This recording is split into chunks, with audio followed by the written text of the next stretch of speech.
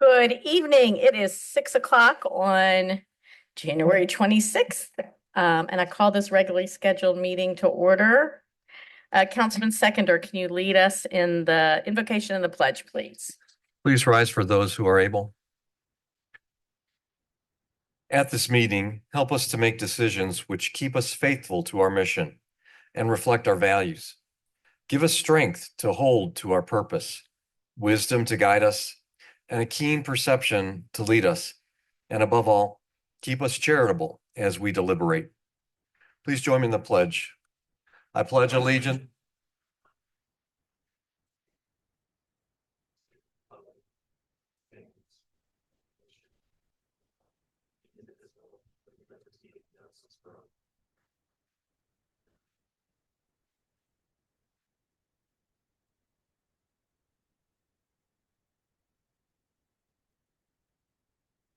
Public comment. Each person will have 3 minutes. If you haven't put in a card and you'd like to speak, they're on the music stand behind, and you can bring them to Eric right here, and they'll get to me. And we have a section now and a session at the end of the meeting. Ali, I saw you when I walked in. You're in here. Okay, behind the pole. You'll have 3 minutes, sir. Thank you, Mayor. Happy New Year's for everyone involved. So on a good note, when thinking about what to speak about today, I realized that I have literally nothing to complain about. So I had to go hunting for how we could innovate pretty much. And that's kind of what I looked into. So as always, I kind of review a couple of different things when it comes to the cities. I look at some of our anti-litem notices to see if we're getting in any trouble for anything, some of the active lawsuits on risk, as well as some of the monies, as well as some of just the general news we're getting. Pretty much what I kind of looked into a little bit more was a little bit of our I've put a lot of pressure on, I think, the city to kind of be better stewards of the money if possible. I know we're under certain limitations. So I did review our recent kind of CD holdings, investment holdings. They look decently okay right now. I guess what I would mention is as the city and the finance department review different type of investments in the future, as you might notice from virtually, I guess, the media and whatnot, there's a lot of pressure for interest rates to drop and drop and drop. So of course that comes with its advantages if when we look into what we want to do with our money, maybe looking into a longer term CD with some of these banks or longer term investments that can lock in that rate. In addition, what we could also maybe consider potentially pivoting to is I think some cities will buy like oil options for like their fleet of vehicles or police cars. So I don't know, as oil prices right now are a little bit low, if maybe some of the money that we would consider putting into CDs or different cash investments, maybe we could just purchase some of that in advance and maybe kind of hedge our bets with oil. And then, of course, as interest rates drop down, I believe it was what, a year or two ago, we were trying to look at potentially getting bonds out there to do different innovations and renovations around the city.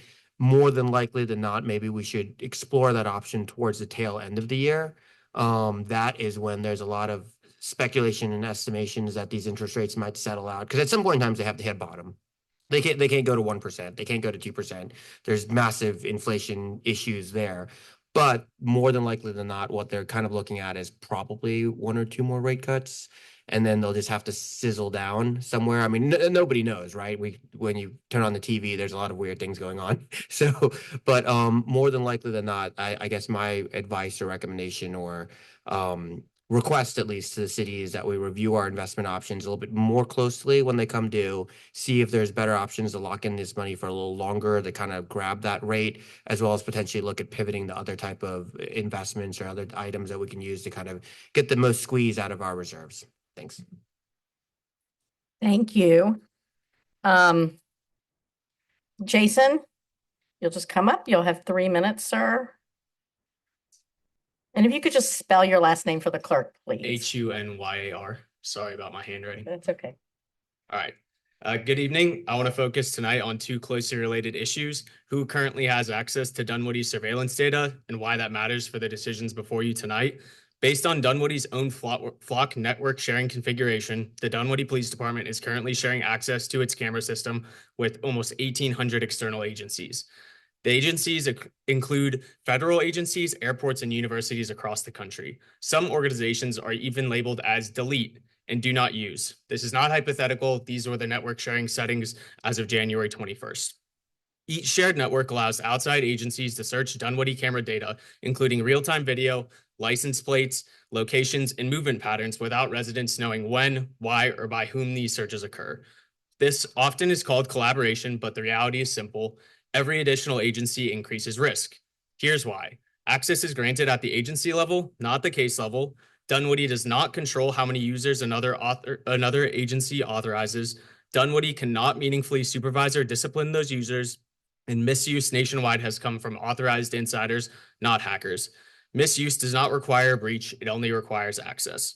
Once Dunwoody residents' data leaves Dunwoody Network, local accountability ends, but local liability does not. That brings me to the memorandums before you tonight.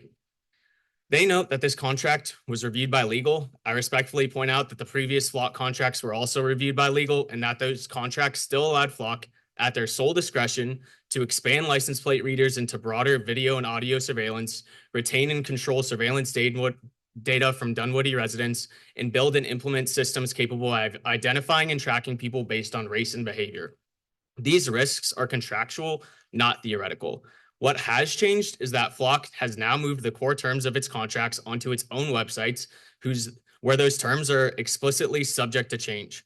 Under Flock's updated terms, cities no longer clearly own the raw video, images, or audio captured by the cameras. The footage, the actual surveillance of us living our daily lives, is no longer explicitly ours. Even more concerning, these terms can be silently replaced if the city signs any new order form without a new public vote. So the question tonight is not whether this MOU is legally permissible. The question is whether it protects Dunwoody residents from the risks we'd already been seeing. Before approving any new agreement with this vendor, I respectfully ask that the council confirms that the terms 1, restrict surveillance expansion without council approval, 2, clearly limit data sharing and retention, 3, preserve meaningful auditability and public records compliance, and are not governed by web-hosted terms that could change at any time. Until that happens, my request is simple. First, please pause all out-of-network data sharing now. And second, pause approval of this agreement until Dunwoody's control over its data and residents' rights is confirmed in writing and in the contract itself. Surveillance data collected in Dunwoody should be governed in Dunwoody. Thank you. Thank you. That's all the that's all the cards I have for this session. Like I said, there'll be another session at the end of the meeting. Next up, I think Michael Starling, this is both of these, are you? No. Okay, but who's gonna introduce Nikki? Sorry. Okay, Anne's gonna introduce Nikki, sorry. And you should introduce yourself too. Absolutely. Thank you, Mayor. Good evening, everyone. My name is Ann Hanlon. I'm the Executive Director of the Perimeter Community Improvement Districts. The PCID is a special tax district. We're actually 2 districts under one roof. We have a special tax district in Dunwoody and Brookhaven on the DeKalb County side of the line, also one in Sandy Springs on the Fulton County side of the line. We've asked Nikki to come give you a presentation tonight. The CID has started doing surveys of all of the employees in the district. And so we thought that you might want to hear some of the feedback.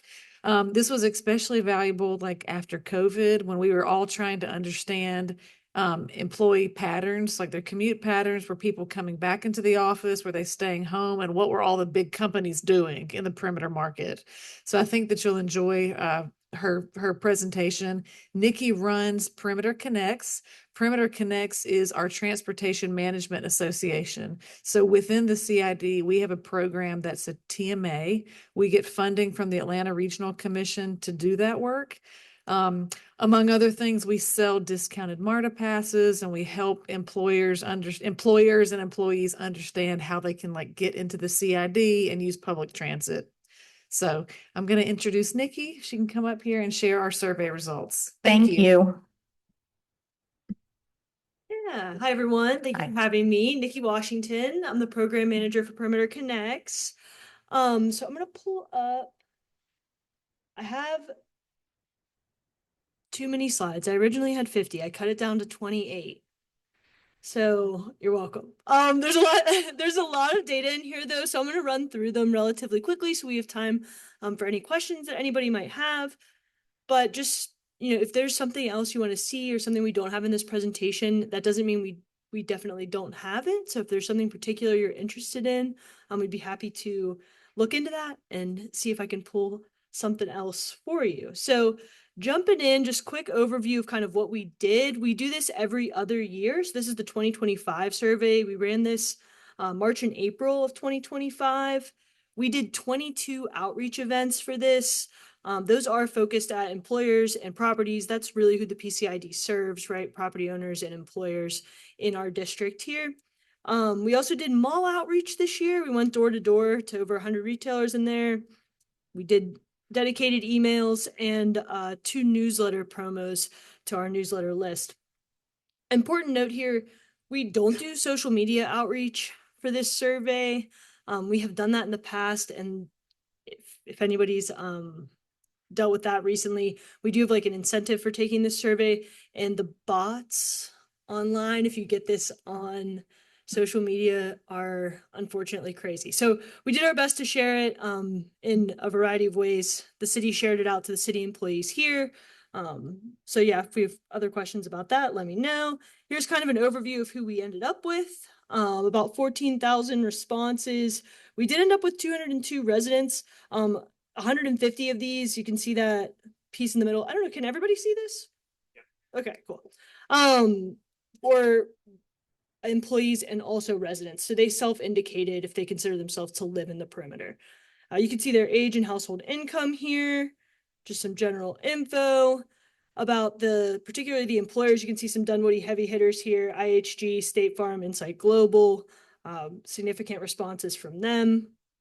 And like quick, biggest thing takeaway from the residents, this is why do you choose to live in the perimeter area? You can see close to work is a huge one. And you'll see this kind of like these same themes throughout the presentation here, close to work and work related, super high. Affordable place to live and affordability continues to be something we struggle with in the perimeter. And I think will be a great thing for us to collaborate with the city in the future. This is generally our commute statistics. You can see kind of our work from home stats here. This is Monday through Friday, pretty much what you would expect, right? Mondays and Fridays are big work from home days. Tuesday, Wednesday, Thursday, people are more in the office. We have a lot of people driving alone here. On the next slide, you can see kind of how this has moved from 2023 to 2025. We are seeing a continued dip in work from home. It's our biggest dip here. And we're seeing train come back. For reference, when we did this in 2019, pre-COVID, our train ridership between 8 and 10% pretty consistently up till 2019 when we, obviously no one was riding public transit during 2020, 2021. So we're seeing that kind of come back as our work from home is dropping. This is general commute info. Probably no surprise to anybody, but traffic is in fact back. We're seeing numbers very similar to our 2019 numbers here. You can see our AM commute times at 42 minutes, same as 2019.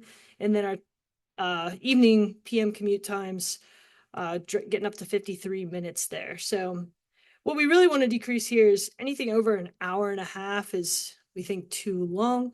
That 7% in the evening there, over an hour and a half commuting to perimeter, we see people, that starts to be a retention issue when we get over at that point for employees here. Work from home in general, 61% of perimeter employees work from home at least one day a week. We're seeing this kind of shift back towards the office though. We're up to from 2.2 days per week. That was like a 2023 number. And now we're up to 2.7 on average. So we're kind of seeing that inch back further and further towards 3 days a week in the office. It's a trend that we continue to see. We had an employer roundtable with some of our bigger employers in December, most recently, and same story. The policies are shifting. They continue to shift to be, our policy is 3 days a week. Our policy is 4 days a week. So they're shifting towards that. It's been a slow process for them as far as return to office goes, but some interesting insights there. This is arrival departure times. I think this is also pretty interesting as these AM commutes and PM commutes really are the expanding, I guess is the word, right? So now we have people in these peak hours from 7:30 to 9:30, whereas before we saw those way more condensed, right? People had to be at work at 9. We're starting to see that come out further and further. Same thing with when you typically leave work. You can see anywhere from like 3 all the way till 6 p.m. We're kind of seeing it spread out further and further.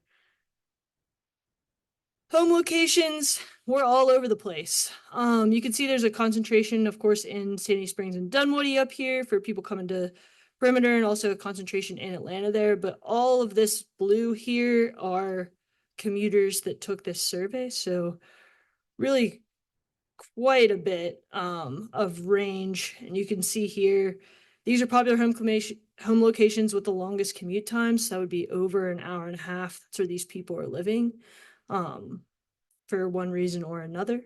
And commuting to Perimeter. These are areas we probably want to focus on and let people know about options closer to.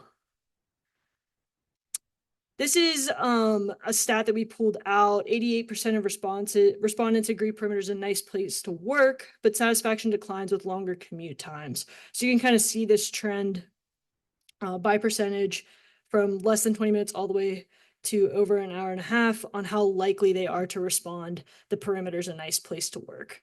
So naturally, if it's taking you an hour and a half to get here, you think it's less of a nicer place to work than someone's taking 20 minutes.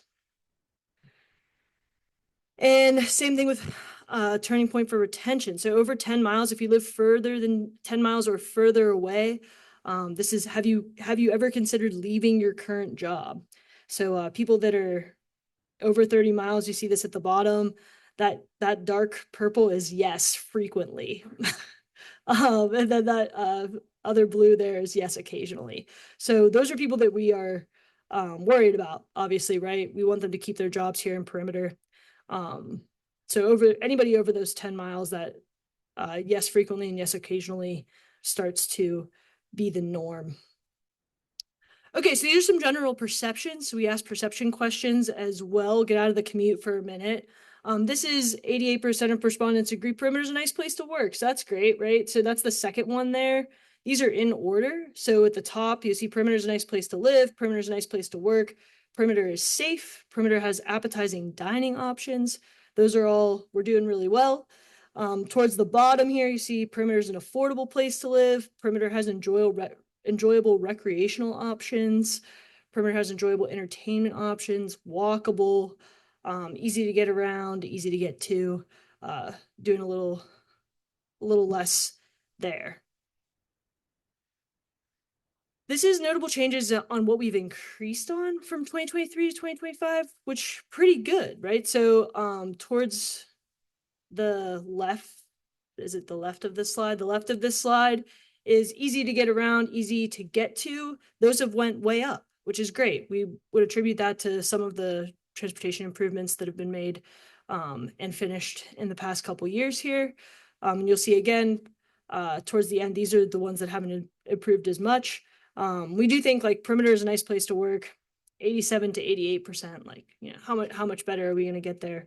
But some of these other ones, it's, you know, it's great to see that we're doing a better job in some of these areas. Top 10 words used to describe: clean, busy, traffic, safe. So we have some good ones here. Busy, I think busy is good, right? We want it to feel active. Traffic, we don't want that to be the first thing people think of, but what are you gonna do, right? Who don't like working here? Traffic's number one, busy, congested. Things for us to consider for sure as we invest in projects here.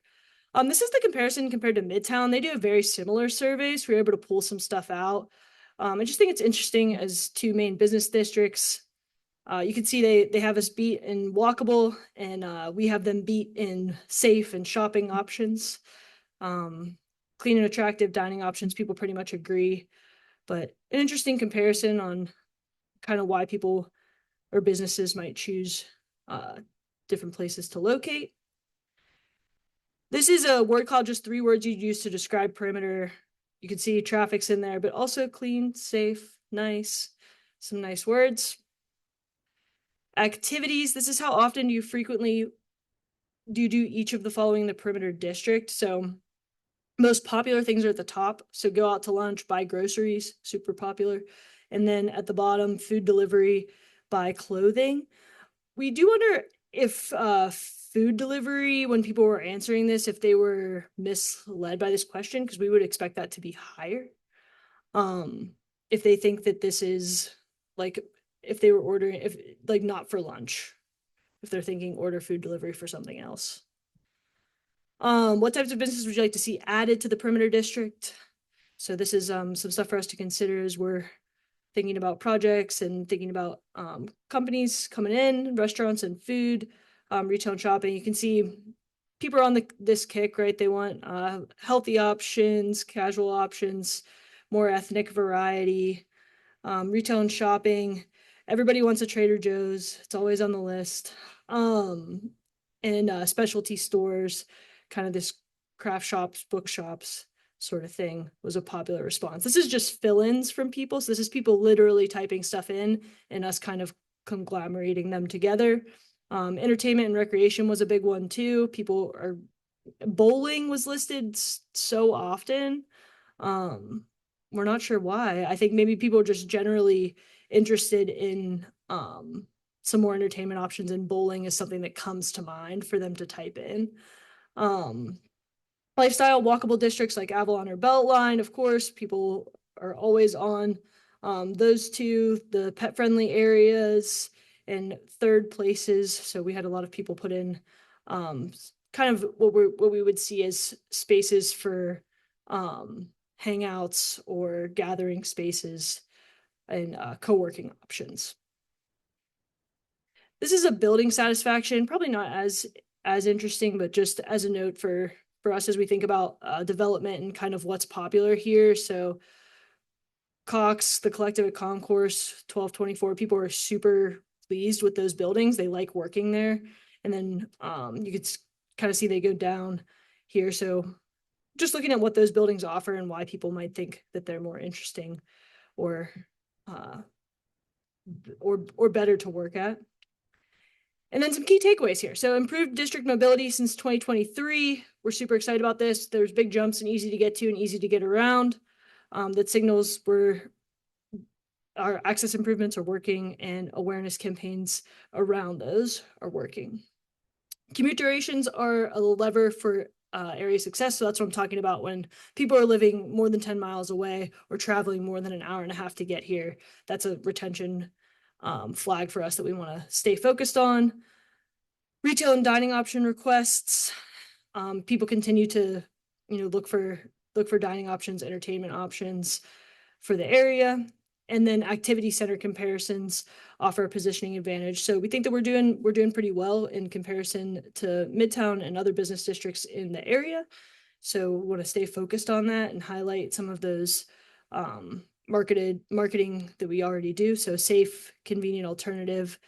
And the only thing, walkability could be something we can look for in our future. Okay, so sorry, I know that was a ton of info that I ran through, but if there's any questions, comments, anything else you'd like to see on this? Go ahead, Catherine. Stacy. So I go back to the slide with the average building satisfaction rate. Yes. So I'm just a little curious, like most of those are actually not in Dunwoody. And are we talking like the Northside Hospital, the one like way down an exit in Sandy Springs? Yes, it is. It's actually technically in Brookhaven, I believe. Northside? Right. No, north side of Sandy Springs. Pill Hill Oh, is Sandy just- Springs. Pill Hill. Oh, Sandy okay, Springs. okay. So I'm just curious, like what ours, like Dunwoody should take away because, or is there any way to extrapolate Dunwoody answers in office buildings versus Sandy Springs and Brookhaven? Sure, yeah. I mean, I could pull out just the Dunwoody office buildings out of this. Because with all due respect, like I don't really care if people are happy working in Northside Hospital, and of course it's not walkable, right? It's Pill Hill. But I want to know, Yeah. like, do people perceive that the Ravinia and Dunwoody is walkable, and are we doing enough to make our part of perimeter as much as we can. Does that make sense? Yeah, I can't pull out people. We don't like keep identifying But you would know, information, like, but if I you're could pull doing, out, like their employer, I could pull Yeah. out their building. yeah, they're building. Yeah. So I would be more interested in dialing it down a little bit more on how people who work in Dunwoody feel about the perimeter, and are we doing enough to make it walkable? Because there's certainly a lot more food options here than there is at Pill Hill or King and Queen, right? So like, Sure, yeah. so is it not enough food options a King and Queen problem? Or, you know what I mean? You see what I'm getting at? Sure, yeah, Okay. yeah. So I was just kind of like, okay, well, that's great that people like to work, and so I'm just like, but what can we do for the Dunwoody part? Sure, yeah. We can drill it down. Similar. Go ahead. Thank you, Nikki. And this is just open-ended question, I always have 30 things I can be working on the council, and one of the things is, and if we have a retreat, fill up 3 days worth of an agenda on a strategic planning retreat, but it's collaboration. And so it's thank the PCID, thank Perimeter Connects for being a partner here. I want to have an open-ended question to make sure that we can have, whether it's an annual or semi-annual check-in, and say, what do we want to partner on together? That's, in the next, there's always the long term. I get the plans, but okay, now we're going to put some funding and some budget. What are we going to do with the next like 12 to 24 months or 36 months together? So I'd love to know how we can keep the conversation moving forward on these filling the gaps and unmet needs and other initiatives in general as well. Sure, yeah. Yeah, I think that we have several opportunities for collaboration in a few different areas moving forward. Thank you. It's all about the follow-up. So Yeah, appreciate it. Thanks. Hi. Yeah. I'm just gonna ask a question. Can you give us an estimate of what percentage of the survey participants live in Dunwoody and work at Perimeter? Do you have that data, or is that too in the weeds? I do. And I could get it more accurate for you, Okay. but I would say we're at about 60% of these respondents live or work in Or Dunwoody. Sandy Springs? 60, 60? 60. So that, I'm not, okay, I believe you. That's a lot. That's a high number because Yeah, it's I- most of our it's most of our participants and stuff. outreach. Yeah. Okay, that's awesome. Okay. Yeah. It's It's a higher percentage of the perimeter than and even if so even just IHG, State Farm, Insight Global right. alone would be about 30% there. Right. Yeah. And then when we talk about commutes, earlier last year, the state did away with the buses, and PCID and you, I think, stepped in to fill the void of the people that were using the buses to commute from outside of MARTA's footprint. So where are we with that project, and like how is ridership? It's Yeah. Go ahead. Maybe Yes. explain what I'm talking about better than I did. Yeah, happy to. So we started a program called Rapid Ride, which is a van pool program that we're offering. We're subsidizing the cost of a traditional van pool down to a flat rate to provide another transportation option, particularly in the wake of those canceled bus routes. We had two of those bus routes eliminated as routes into Perimeter. So we've been doing a ton of outreach around that. We're seeing that we have several partial vans in the works, and really the problem is scheduling, because of this scheduling that we're having where people can come in at 7 a.m., 8 a.m., 9 a.m., 10 a.m. We just need more people in order to serve each of those time slots. So as we're working on getting the density for that, but that option, is available, and it's available to anyone coming to work in the Perimeter District. So, continuing to get the word out about that, and any Okay. additional questions? pieces. Did you say you we had have more? to do. Does anybody have a question? No. Okay, thank you very much. Yeah. That was very interesting. Thank All you. right, yep. Did Catherine Lautenbacher get on, Jay, or no? Okay, she's okay, that's fine. Just wanted to make sure I wasn't missing her.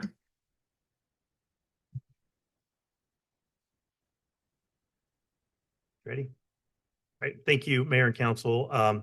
So interesting sort of secondary presentation to what Nikki talked about. I'm here to give a quick comparison, contrast between Perimeter and Dunwoody Village. This comes out of last year's, it's my last to-do item from last year's City Council retreat. There's a lot of conversation about downtown Dunwoody. What is downtown Dunwoody? Do we even need to talk about a downtown Dunwoody? And so at the retreat, council asked for us to go back and do a little bit of comparing.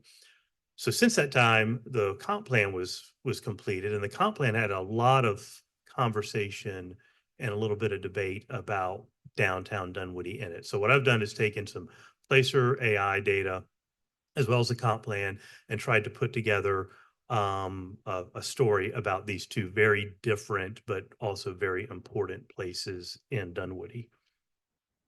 Again, the comp plan, really focused on three specific areas of the city: our neighborhoods, which is about 70% of the community, perimeter specifically, and then our other four commercial districts. I know that I've mentioned this before, but we have a very unique economic geography around our commercial areas. We don't have a large arterial road like Roswell Road or Peachtree, right? All of our commercial areas are contained. They have pretty strong boundaries around them. So we have a real opportunity to build upon that. And we don't have the issue of, the commercial development just following and going for miles and miles and miles. So Placer AI looked at both areas.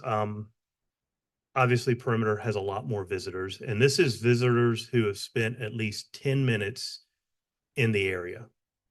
This is not residents, it's not employees, it is specifically visitors. I do have some data on people who spend less than 10 minutes as well, and I'll give that to you after this. But over 21 million people visited. There are 21 million visits to Perimeter, Dunwoody's portion of Perimeter last year, 2025, and almost 500 unique visitors. Average dwell time. Almost, I hate to interrupt, but almost 5 million. You said 500. Yeah, Okay. sorry, Don't want to, okay, thank you. 4.9 million unique visitors. Over 2-hour dwell time, so they're here quite a long time. Black Friday going all the way back to 2017, which is where the Placer AI data starts.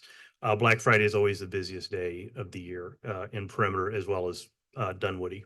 And Saturday is almost always the busiest day of the week. If you look at Dunwoody Village, 3.5 million visits, almost 500,000 unique visitors. Dwell time, the average dwell time is much less, so 55 minutes. April 26th of last year was the busiest day in Dunwoody Village. Anybody guess what day that was? Yep, Green Eggs and Kegs. So that was 14,500 people visited. And Saturday is also the busiest day. So if you include the number of people who spend less than 10 minutes, so these are people who are going through drive-throughs, who are stopping in very quickly. In Perimeter, that number goes up to 24.5 million. And the unique visitors is 5.2 million. So a slight increase of about 14%. In the Village, the number of visits goes up to 4.8 million, and unique visitors 526,000, which is a much larger increase. So these two areas, people who come to Perimeter, they're staying longer. Dunwoody Village really is a sort of a convenient shopping center. Other areas, other times of the year that have been busy, the 2 Saturdays before Christmas, as you can imagine, and then August 2nd, which is the last Saturday before school. So Perimeter Mall it is so important to visitation and to our economy. Visits peak right before lunch in Perimeter and stay very steady until 8 o'clock when it starts trailing off. And you can look on Placer AI about loyalty. You can choose how many visits you consider loyal.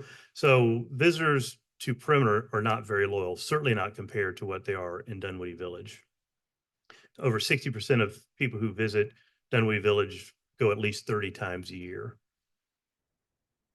In Dunwoody Village, visits peak at lunch, and then they trail off, and then they peak again around 6 o'clock.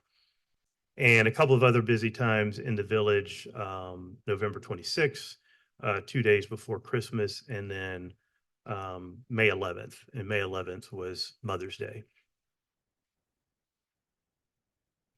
This is a heat map of where visitors come from, and this is Perimeter. So if we spread this out and took in the entire region, there would be blue almost everywhere. So people are coming to Perimeter from all over the region with a heat map, certainly right around Dunwoody and Sandy Springs, but also inside the city of Atlanta. It looks similar to the heat map that Nikki had in her presentation about people coming into Perimeter. Dunwoody Village, much tighter heat map. The majority of people who come to the village come from Dunwoody and parts of Sandy Springs, and then some from Brookhaven and Chamblee. Looked at employees and residents. Placer says there's 30,000 employees in our portion of Perimeter. That there is a discrepancy in other places if you look, so that number is a little different. Over 1,200 businesses. As you can see, we have 5,200 housing units and over 10,000 people live in our section of Perimeter. If you look at Dunwoody Village, 6,400 employees, which is way more employees than I would have thought. I looked at it multiple times. Most of these employees are part-time, so I think that is some of the discrepancy, but it still surprised me that there's that many employees in Dunwoody Village. And as you can see, very few housing units in population. So if you look at Perimeter, not only do we get a lot of visitors, but we have a daytime population and employees, as well as a nighttime population that drives that economy. So the comp plan gave us a lot of good information about both Perimeter and the village. We also have Ed City 2.0 that gave us a lot of data. This is the village, and we also had ULI recommendations. So I took all of that and looked through it and created a SWOT analysis.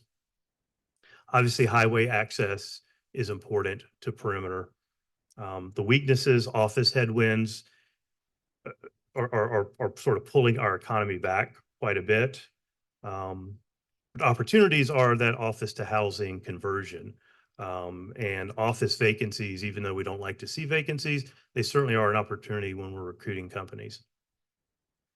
Threats, the macro office correction, if that continues or gets worse, it's certainly going to impact our economy. And we compete with other mixed use areas like Avalon, like the Battery, Buckhead, and Midtown. For the village, identity and loyalty is very important. Weaknesses, the out parcels, the number of out parcels, the small parcels themselves, and then the auto-oriented or suburban design of the area. But on the flip side of that, if we're able to create more walkability and more green spaces, we've seen people in Dunwoody are drawn to that. That's a real opportunity. And then a threat, it is always Perimeter. When companies are looking to invest in the village, you've got Perimeter right next door, and oftentimes people will invest there instead of in the village and other nearby main streets.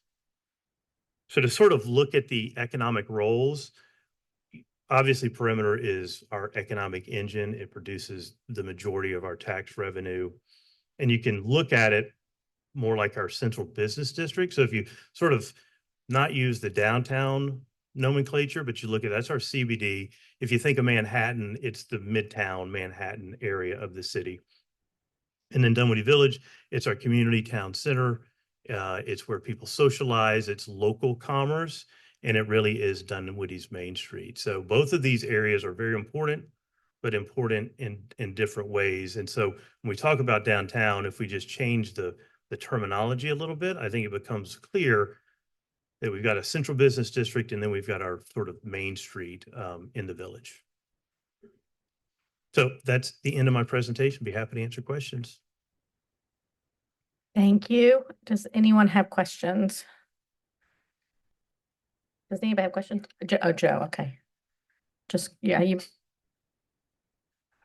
Michael, you had one slide on the ULI recommendations, and I know we're going to be going into that in much granular detail, right? Yeah, well, in certainly coming are months. planning that. So right now, the Development Authority has taken on going through every one of those recommendations, and they've started sort of at the top, the vision and narrative. We're looking at redevelopment and future development opportunities, and our plan is to bring those to council, whether that's at your retreat or at a council meeting later on. But they're planning to work through every one of those recommendations over time. Yeah, I'm super excited about achievable things we can do, right? The ULI, and what tools we can use in the toolbox, i.e., I've got thoughts as well, but yeah, let's just keep that moving forward. It goes without saying. Do we need a CID? And maybe not, but maybe we can figure out a funding mechanism to like you say, it's gain strategic control of property, et cetera, Yeah. on those things. Just, yeah. Yeah, And looking at the CID, I did have a brief conversation with Ann about that right after the ULI was done. And it is something we've talked to a number of the property owners about. So that's probably number 3 or 4 on the Development Authority's list of at least looking into it. yeah, when we get to it, it's like, what's the end state? What on the right? If we want to acquire properties, I don't think we need a CID to acquire properties, but we want to invest in infrastructure and keep things going on a sustainable basis. And it also is a organization that brings the property owners together on a regular basis to talk about common issues, infrastructure, and then it creates a potential partner with the city. Yeah. Obviously to work with. So Yeah. it's something, it's a complicated process, but we're certainly going to look Great. into it. And is the Development Authority, are you, do you have like, so are they doing in between meetings, coming back, and then they're presenting at the end? Yeah, we're doing a versus little in bit of between that. meeting cycle? There's some of the Development Authority board members have taken on different parts of it, and then they come back and present to the whole Development Authority. We talked at the January meeting about sort of vision and narrative, and at the next meeting, the February meeting, we're going to talk a little bit about potential development opportunities. We are meeting with the larger property owners now to talk about that. Okay, great. All right. Thank you, Michael. Yep. yeah, go ahead. you'd mentioned that this is your last one based on our city council retreat. I just want to say thank you because I know it's been quarterly, but honestly, like you do a really good presentation, and the way, I don't know, I very much appreciated these quarterly reports from you. Well, thank you. Well, if there's anything specifically you want to hear about, just email me and we can do a little bit of research. The villages probably would be the next one, but we'll see. Thank you. Tom, Yeah, thank you, Michael, for the information. It's a good report. It's always kind of good to kind of check where you are, and sometimes the numbers aren't like you think you're somewhere, like you said, you know, with the employment numbers in the village and everything. Sometimes there's some surprises. But the only comment I wanted to make is, obviously we all understand the importance of the perimeter and the village to the city. And they're two very unique areas and different characters.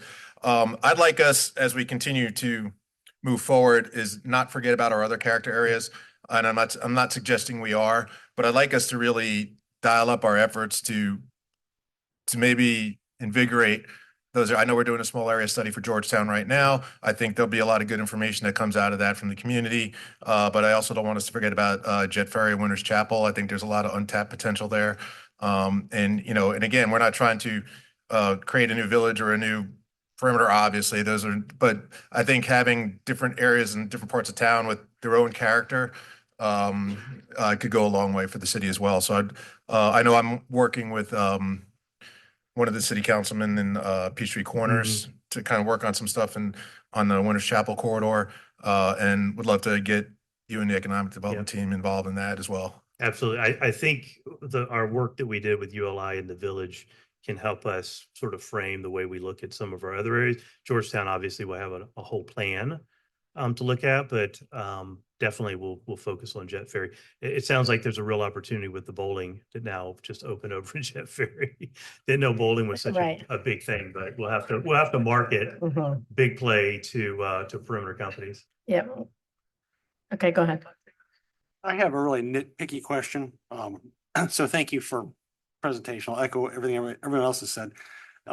Just a little bit more insight on how Placer I determines who an employee is, because my back of the envelope for both those numbers seems out of whack with the reality of those areas. So they about 10%, 9% of all cell phones in the US are tracked by Placer, or they share information. So obviously none of this is 100% accurate, because then they have to create an algorithm that then builds that in. I agree that the 6,400 employees in the village seemed extremely high. The 30,000 is not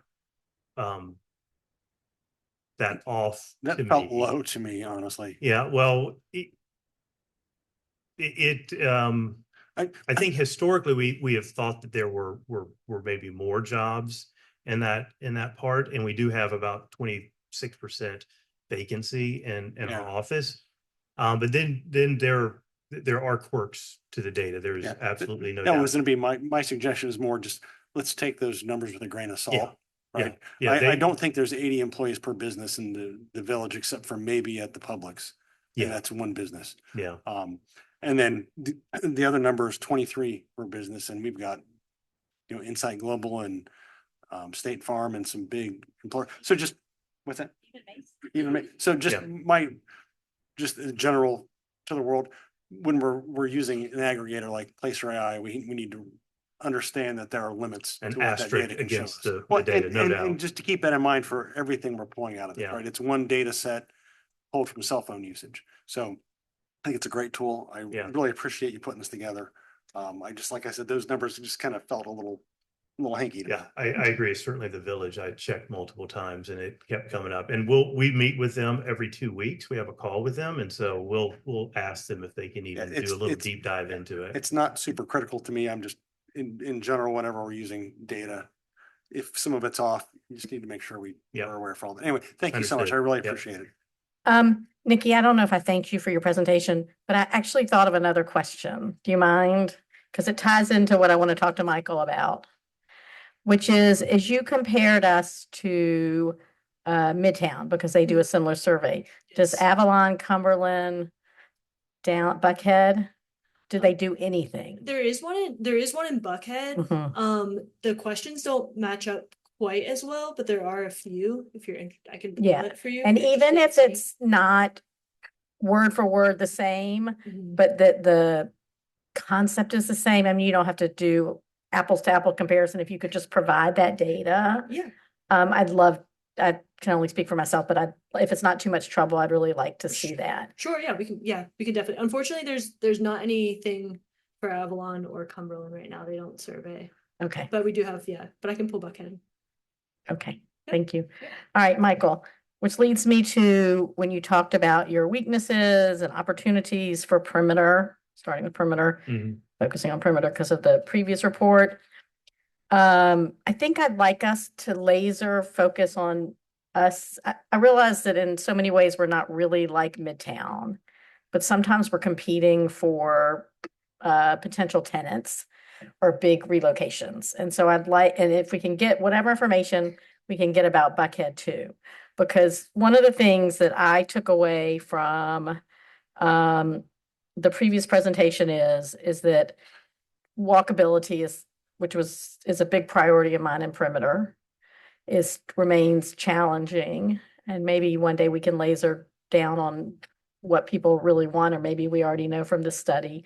And then also, a lot of what people are asking for in entertainment exists. And some, like Pet Shack is here. And I don't know if people just sometimes feel like with an open-ended question, they just write, or legitimately we're missing an opportunity because people don't know. And so that was a little bit of my takeaway from the previous survey, because And that's why I'm curious about what we're hearing from other districts. So that's it. Okay, Thank you. thank you. Yeah. All right. Next is consent agenda. Move to approve? Second. Moved by Stacy, second by Rob. Any questions or discussion? Seeing none, I call the question. All in favor, say aye. Aye. Any opposed? Nay. Okay, I don't actually think you can vote no on a consent agenda. Is that right? You have to pull is that right? I think he can. Oh, you He can? could vote no on a consent agenda. He could have objected to it being on a consent agenda. He did not, but it can be voted on either way. Okay. That's 6-1. Oh, wait. Oh, 5-1, because Catherine's not here. Sorry.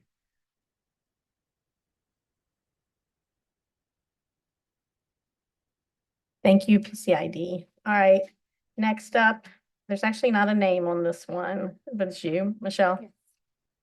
It's the North Peachtree. Right. Yes. Yep.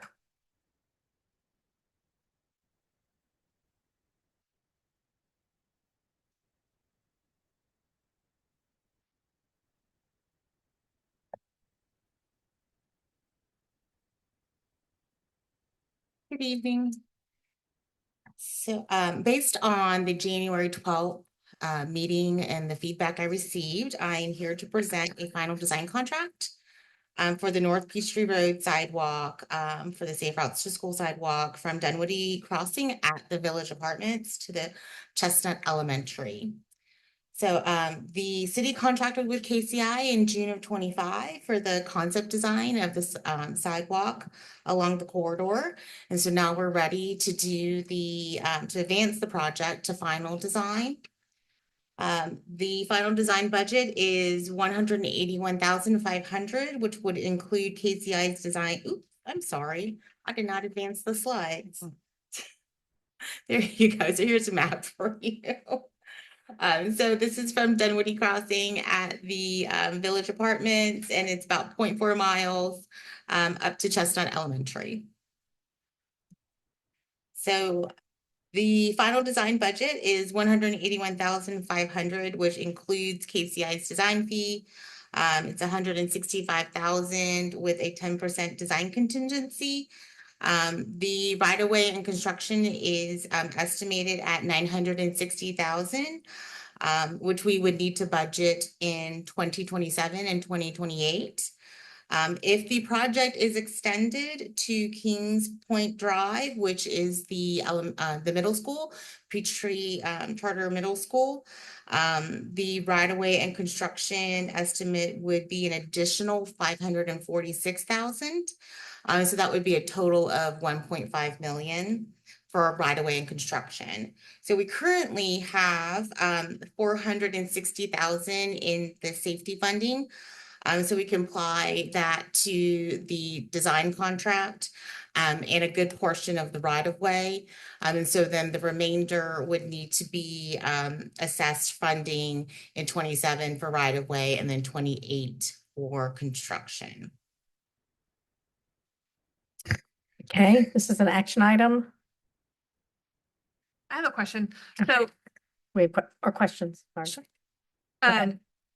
so if we were to fund this project from the federal grant that we received, we wouldn't have to spend any of this. Is that correct? We would need to do a match, the 20% match to the federal funds. Okay. So not the whole thing, but a portion of it. okay. So all we're voting on tonight is the design.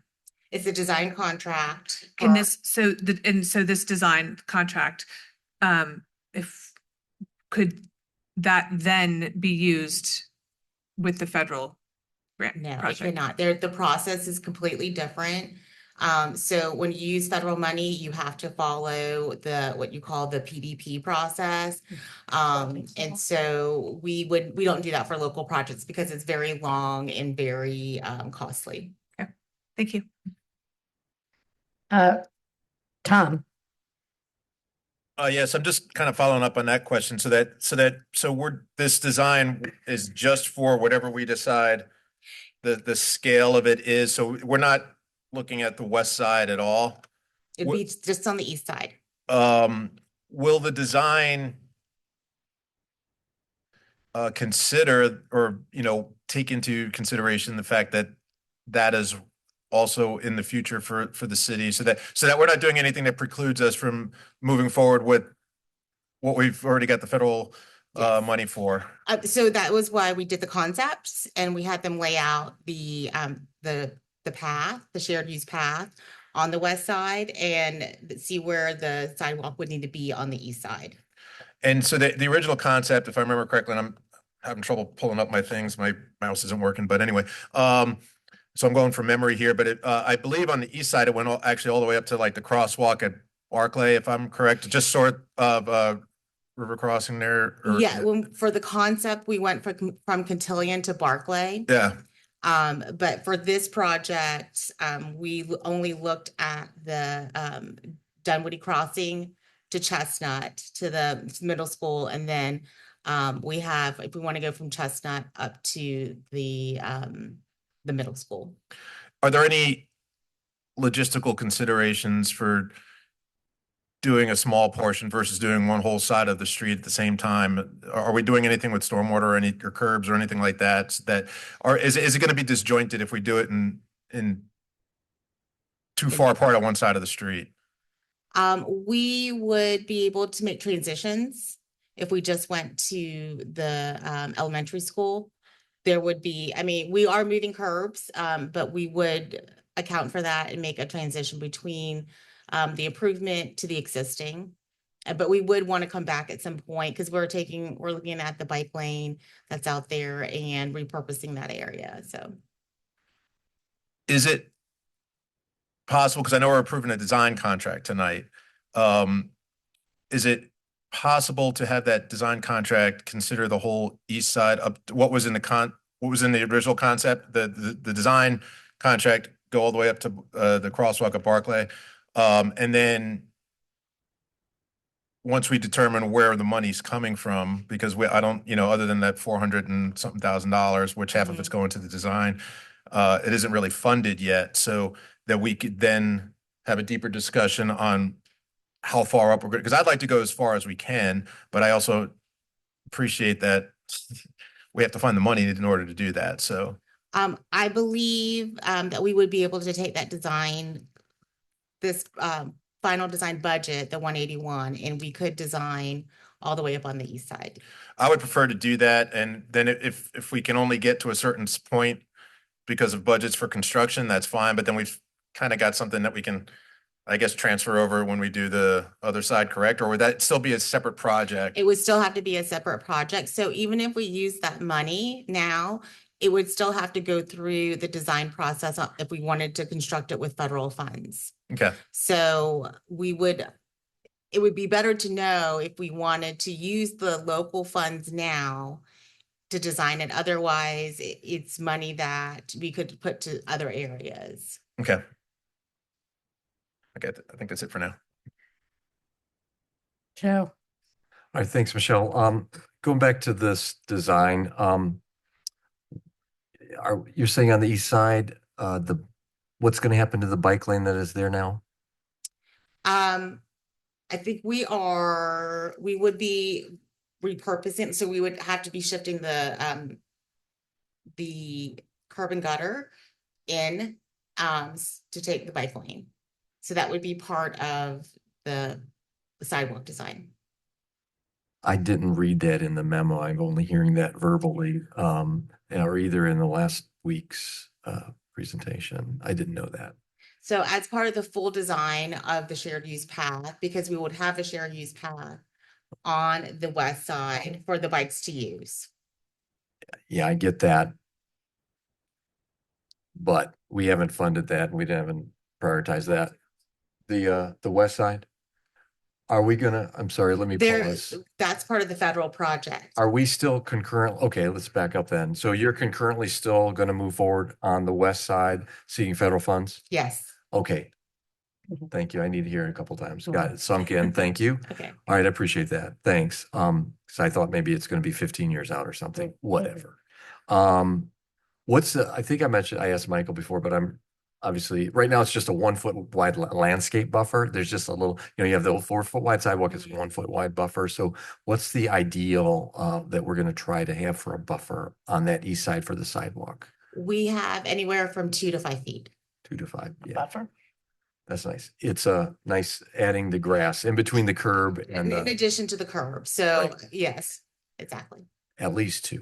I At hope. least, yes. Yeah. And that is when we have pinch points. I believe that there might be one area because we have some short walls that we're having to put in. Right. Huge fan of having that buffer, right? Because you stand there and you can feel the cars blowing by you, even with today. Yeah. And of course, we have sidewalks that have no buffers in Dunwoody. Yeah, but just, yeah. Also, support, us at least going to Kings Point. Hi, Veronica. We're sitting there having coffee the same time the agenda was posted, and here's a parent in the audience, Veronica Lopez, and she's like, oh, well, we just live up here, and I think it would be more convenient. So I do agree, like with Tom, let's look at the concept of paying that all the way, and then we look at the funding, right? And I came with, let's just figure things out. So the separate conversation I believe we all still need to have is just doing a complete review of the CIP for the next 5 years as that's floating, and here's another project, and look at different funding sources and so on. So I'm thinking I'm just, again, going down the next level, our 2027 budget cycle, that's going to start in the summer.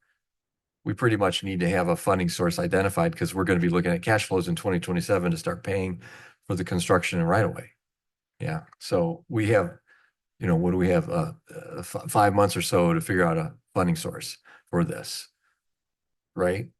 Pretty much. Yes, I mean, we did take a look at the options for funding this, and right now we did not identify any money in SPLOST, so we would need to look at potentially some unallocated reserves in 27 or 28. I would just like to make a forward proactive comment that we have gotten, I'll separate conversation with our paving budget. I'll hold that for the paving conversation. But if the last couple of years, we've gotten some surplus additional funding from the states. I think it's additional LMEG. Yes.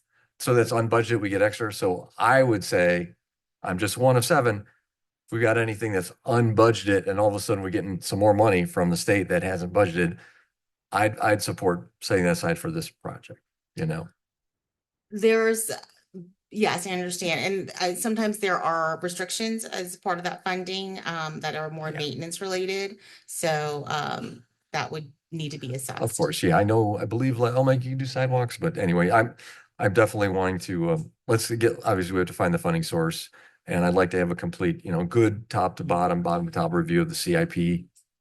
So I do know that we had this year we had budgeted some money out of the unallocated reserve for some sidewalk improvements. So that is one option too that we could look at if we wanted to reprioritize sidewalks. We could make that shift also.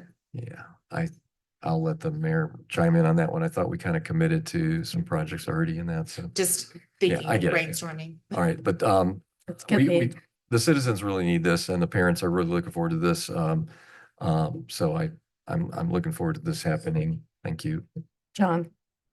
Yeah, this is a sidewalk project. It's the first of many that we probably should have done in the past. We have really prioritized, this council has prioritized paths 12 feet wide, lit, needing stormwater improvements underneath them. And those paths were where walkers are theoretically going to be someday in the future. This sidewalk project is where students, young children walk every day. This is the highest priority that I can think of for the projects that we have done and spent millions on, whether it be the Four Oaks sidewalk path, the Winners Chapel path. I think this is a priority that's much higher and that we really need to fund. Unfortunately, we have already spent much of our capital funding in other places on those paths. I am totally in agreement that this sidewalk go all the way from the Dunwoody Crossing community up to Brook Run at the crosswalk at Barclay.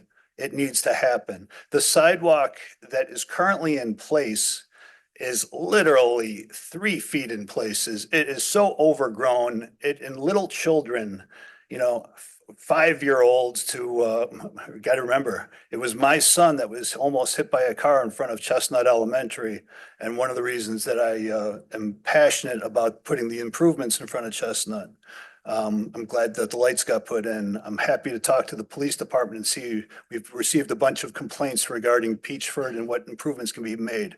But as far as children walking up and down North Peachtree Road, 5th graders goofing around on the way to school might not always stay in the sidewalk, right? I mean, it's 3 feet wide. They can't walk side by side. There is no more important project than the one in front of us. I was the one who raised it at the retreat. This is the only thing I can think of that's really important that needs to get done this year. Something like this needs to get done. We have put this on the back burner for years, and I think it's a priority. Now, I know, there's different funding mechanisms that we're going to look at, but we need to make this a priority, and I'd like to fund it all the way from the apartment complex, the Peachtree apartment complex, all the way up to Brook Run. I think it's a priority. This council needs to move forward with something to support the parents of Chestnut Elementary, the parents of Peachtree School, as well as the thousands of people that use that crosswalk going to Brook Run.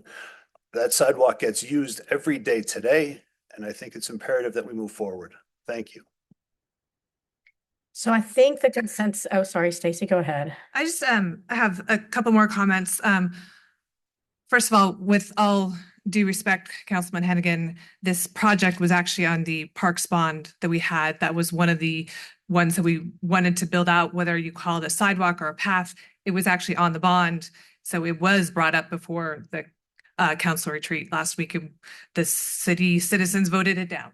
So that was not the first time that it's been. This obviously Safe Routes to School is a priority. I was a Safe Routes to School person for Austin Elementary. We also have other sidewalk projects that have been defunded in the city. We've also spent over $300,000 on this. If we didn't fund this project is completely funded by a federal grant that we've received with the matching city, or where are we with the federal funding for this entire project, so that we don't have to do it piecemeal, so that we're not ripping up a sidewalk one year and the next year we're ripping up the other side. So if you could kind of remind me, because it's actually, I was trying to pull it up in the agenda from last time. It's actually not I couldn't pull up the item. So if you could just please remind me where we were with the funding with the project in its entirety and what our matching is, just because I couldn't find it. So unfortunately, I can't remember those exact numbers from the previous meeting, but we did receive a grant, and it was for trying to pull from my memory. It's difficult, but it's like I think it was like 2.5 million total for design and right of way. And so then we'd have to have a match for that, a 20% match. And then we would request additional construction federal funding. And so that was kind of an estimate that we put in there.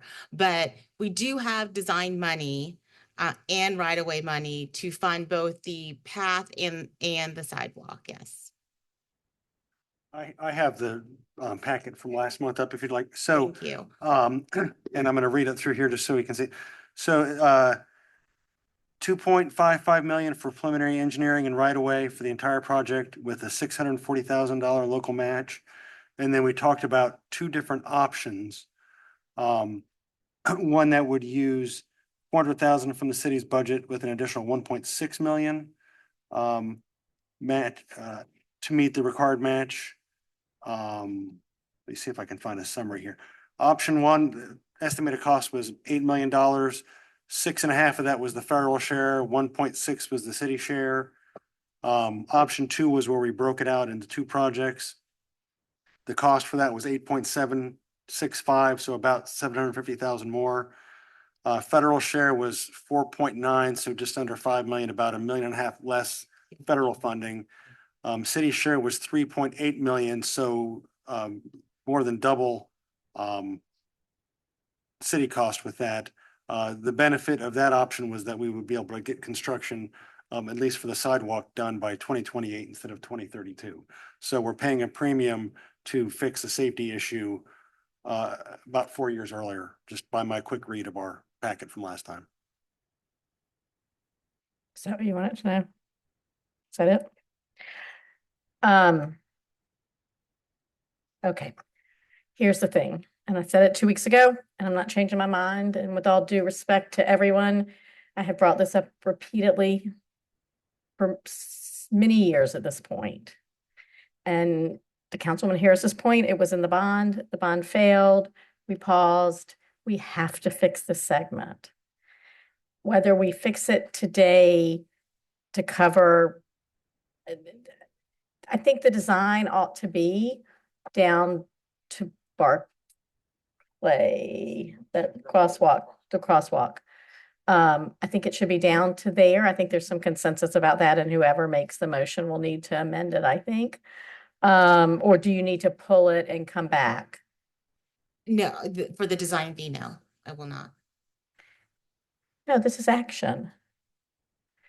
And I love the idea of federal funds for some projects. I do. I'm just not sure we're ever going to see this one anytime soon, and those children will be done with Chestnut and probably with Peachtree, some of the kids. And this, we'll have to figure out the funding. That's on us, right? We'll have to make some decisions. It's not up to staff to make recommendations, but it's up if we have to change things around or delay other things or figure it out, we'll have to figure it out. But we ought to get this project started so that it can get completed. And so I appreciate, up until the pandemic, the mayors have been working on mass transit for the top end project. And up until the pandemic, my colleagues didn't want to use federal funds for that project because it would take so long. Then the pandemic hit and our economies kind of got rocked. There are real benefits with federal dollars, but there are real challenges with federal dollars. And maybe we can find some state money or ARC money or something out there for something like this, but we just need to we've got to get moving on it. We've got to get moving on it. So this is an action item.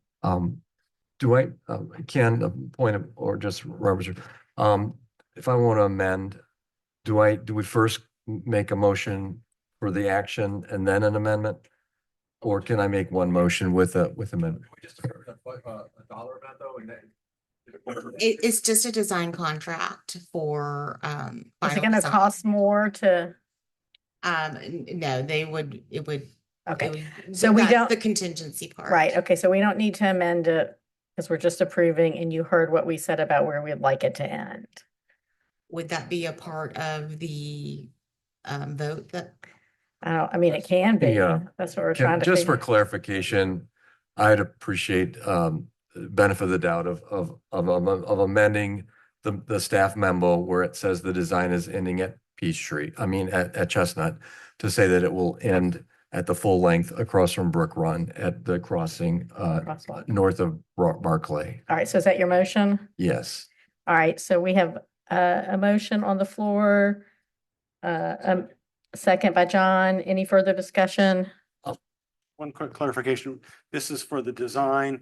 So we could still conceivably finish the construction if we had to. Absolutely, absolutely. Before the vote, can I clarify? Hmm. Is the motion to approve this with that added language? Yes. Yeah. Okay, so it's just one motion. You thanks. don't need to amend it. Okay, that's Go fine. ahead. And then the discussion part, just from a funding perspective, again, just to clarify, I know the mayor said one thing, but we're moving forward on the east side using local dollars with the sidewalk. We're just getting the The design. design. Oh, then we'll look at, okay, so we need to figure out Right, funding. we Okay, just never need mind. to Thank you. start. Right, thank you.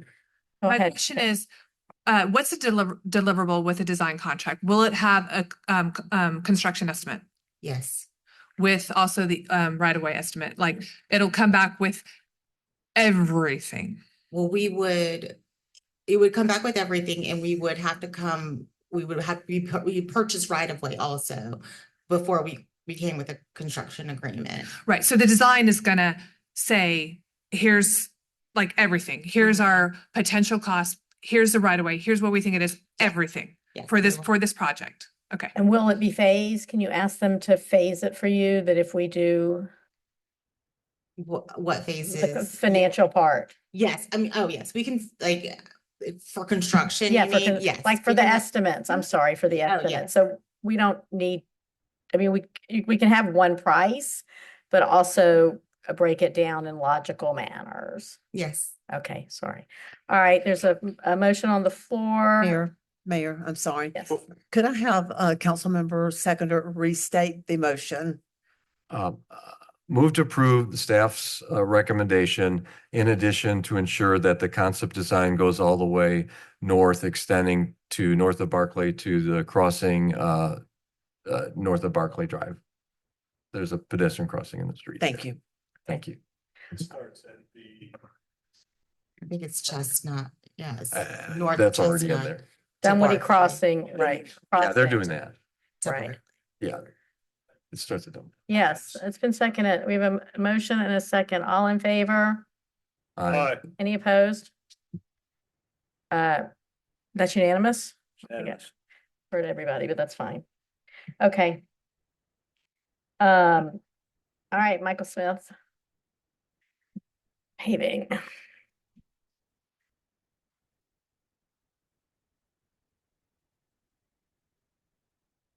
I'm in the wrong agenda now. All right, good evening. The last year we had Stewart Brothers did our paving last year through, they won the bid through a bid process. The contract that we had with them included 2 optional annual renewals. Since that time, Blunt actually, who's done a lot of paving for the city, bought Stewart Brothers. Blunt was the second low bidder last year, but they bought Stewart Brothers and assumed all their contractual obligations. And so we worked with Blunt to negotiate a cost for this year's paving. The memo includes a list of the streets, and there's a map in there too with the streets that are planned for paving this year. And the cost estimate is $3,281,507 to pave 13.8 lane miles on 32 streets. So that's the recommendation, to do a contract extension with Blunt Construction. The couple of other things with that, last year we had originally included Jet Ferry in last year's paving list, and council asked us to go back and delay it till this year and look at some additional improvements on Jet Ferry. We've done that. We can add, we'll have to shift the center line of the road, but there is room to narrow the lanes and add a bicycle climbing lane on the uphill side of Jet Ferry, and add a crosswalk near the bus stop that's out there near the Chick-fil-A. So that's the recommendation on Jet Ferry. Also, since last year, we learned that, and DeKalb is out there now putting in a water main on Chamblee Dunwoody. DeKalb is going to pave the half of the road that they've put the water main in. But the other half is the city's never paved it. So we added that to this year's paving plan to go ahead and get the entire road resurfaced north of Roberts. In accordance with the city's complete streets policy, we also looked at what accommodations could be made on Chamblee Dunwoody.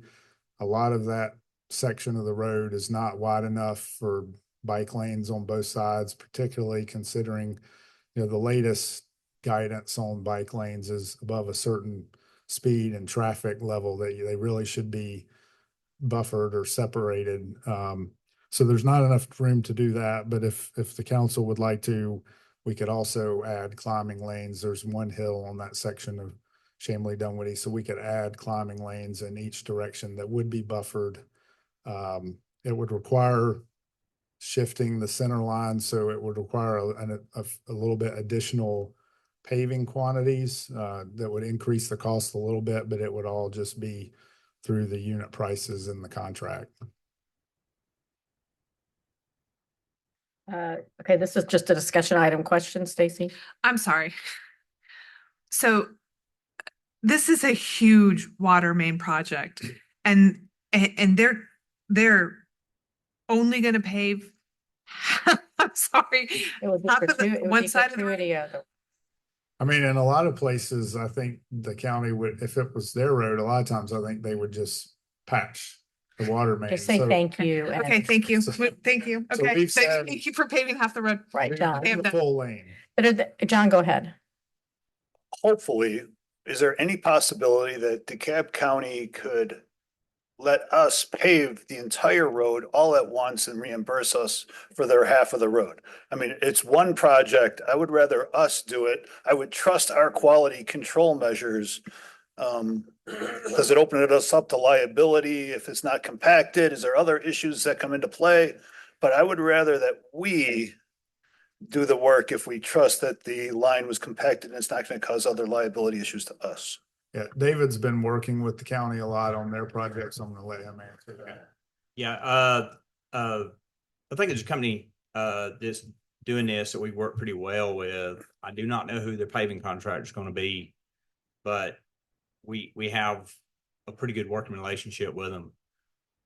For symmetry, I think it would be best if it was all paved at one time and we handled the paving, but it's not our obligation as far as, it's not our financial obligation to pave their part and that's built into their project. I think what we could do is begin a discussion with them and see if we could work with them or see if they'd be willing to reimburse us if we handle the whole project for them. And I think that's a valid point. Well, again, it's a great idea until I'm just questioning myself. Now, the liability aspect, there's been projects in the past where a water line or some work was done under the road by some agency that rhymes with DeKalb County that maybe was not compacted enough. And therefore there was potholes and there was quality of that top layer. We would put the top layer on, but we can't guarantee the work below. If they were to then pave their half of the road with all of their work below it, what's their liability? They would take on the liability of that, and would the quality control, would that be under their guys or would it fall back to us? I believe that would be something we'd have to negotiate with them, but I would see how any of the subsurface would be their responsibility. That would certainly be the way we'd want to approach it to make sure that we're protected on any of their work. I will say that we do go out there and monitor their quality from time to time. We have they're required to perform subsurface testing. And we are receiving those reports. We've seen good quality work as opposed to some others that we've seen that they've done. This particular section, the contractor's doing a good job, but we would like to see how the paving can be worked out. Well, I appreciate that. And again, I'm looking back historical. I don't mean to belittle anybody who's doing the work for us, and the current contractor might be doing a great job. That being said, I also have a historical background of everything we've handled previously, and we've had issues in the past. I can see it benefits on both sides, and I trust your judgment, Eric. I'm just trying to understand what's best from a citizen perspective. If we could get it all done at once, it would be great, but if there's liabilities, I fully understand that as well. We will enter into discussion with them to see if they would like to do it through our contractor, and it may actually save them some money as well. Yeah. So Is that project on schedule? We even know the schedule? But I'm talking about the piping project, the cab. I believe it is. So they're gonna. They've given us like a year and a half to complete Yeah. that, and they're almost through with well, they're actually through with the Shamley Dunwoody. Okay, that was my portion of it. question. They haven't done the paving, but they're Right. through with the Shamley Dunwoody portion of it, and they've completed a pretty significant portion of the roads that are off of Shamley Dunwoody. Okay, great. Yeah. Now Roberts hasn't started yet, so. Right. Go ahead. Just another question with that, Michael mentioned potentially climbing lanes. With the county doing half the road and us doing half the road, what kind of complication does that throw into that idea? If the county does their half, they would just go ahead and pave like it is now. To do the climbing lanes, we have to shift the center line anyway.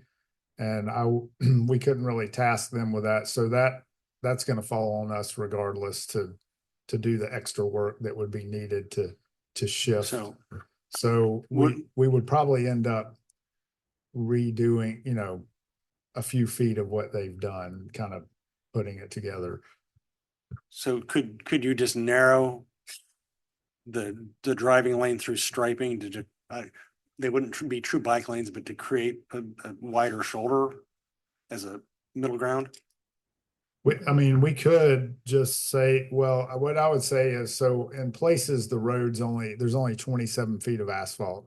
So we could go to 10-foot lanes and that would leave us 7 feet, which is really not enough for bike lanes. We could stripe it at 10 feet and just not mark the rest of it as bike lanes. That was kind of what I'm just saying is leave maybe it they're as- not bike lanes, but it's just a wider shoulder that's a Yeah. little bit, gives cyclists a little bit of room to kind of get out of the way a little bit easier. I don't know, just a thought.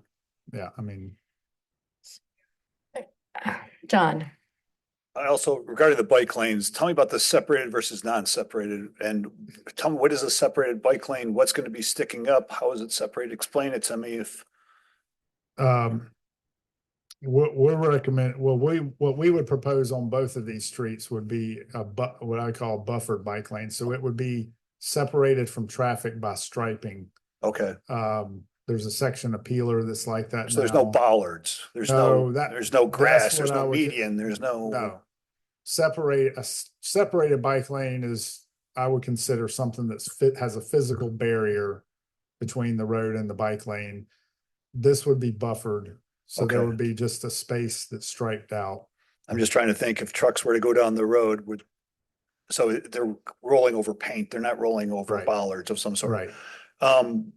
Does this contract include striping? And more importantly, does it include reflective road markings or reflectors on streets over 35 miles an hour?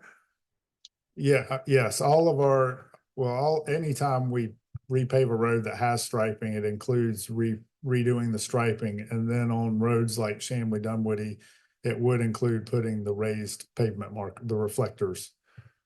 Okay, I think that's real important to make sure that that's identified, if not in the contract. It might be our standard operating procedure. It wasn't always, but it is now. Yeah. So thank you. I just think it's so important in the rain, in the dark, that be part of the safety implications of the improvements that we're doing.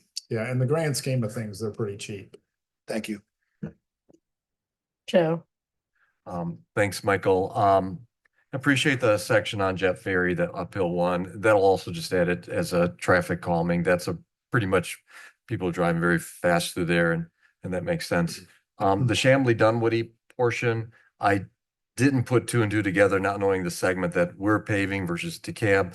I kind of go to the side of, the last time we paved Mount Vernon east of the village, whatever that was, and John Goebbels, I think, was your number two guy, and you had the striping plan, and then the guys out there didn't stripe it, but then we did stripe it officially. But I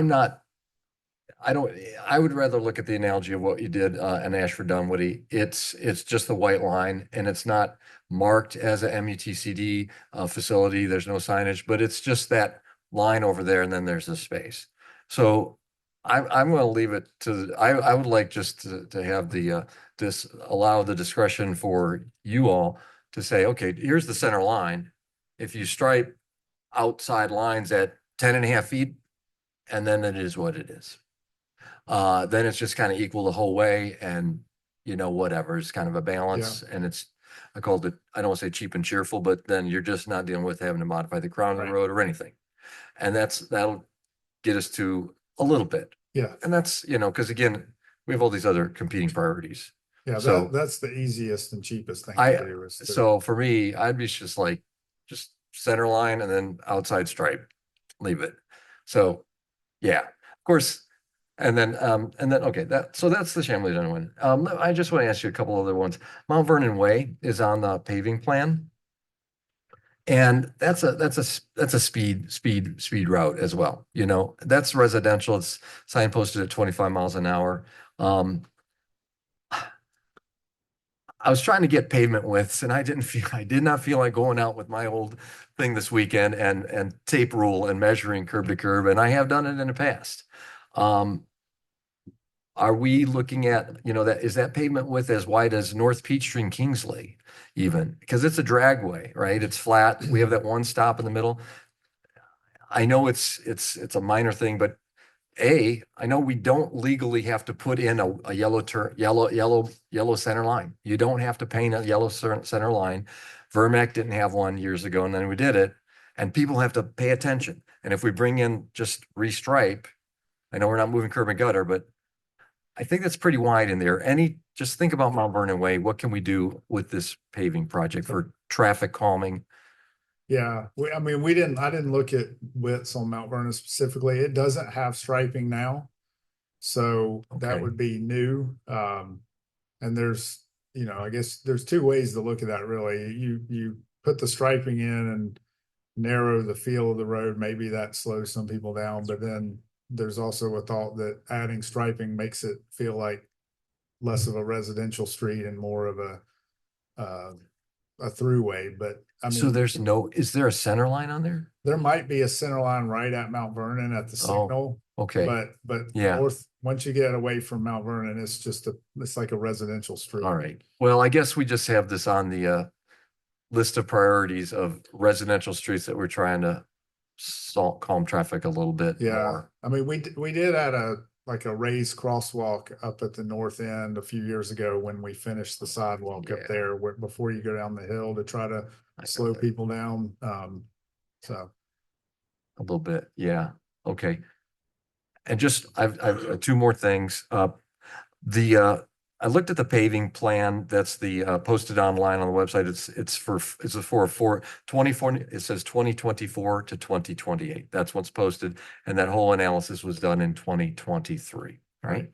I know from time to time you'll add, like we'll get extra funds or they below budget and you add the future streets into the current plan. So with that said, this is sort of related to North Peachtree local funding, LMIG, whatever.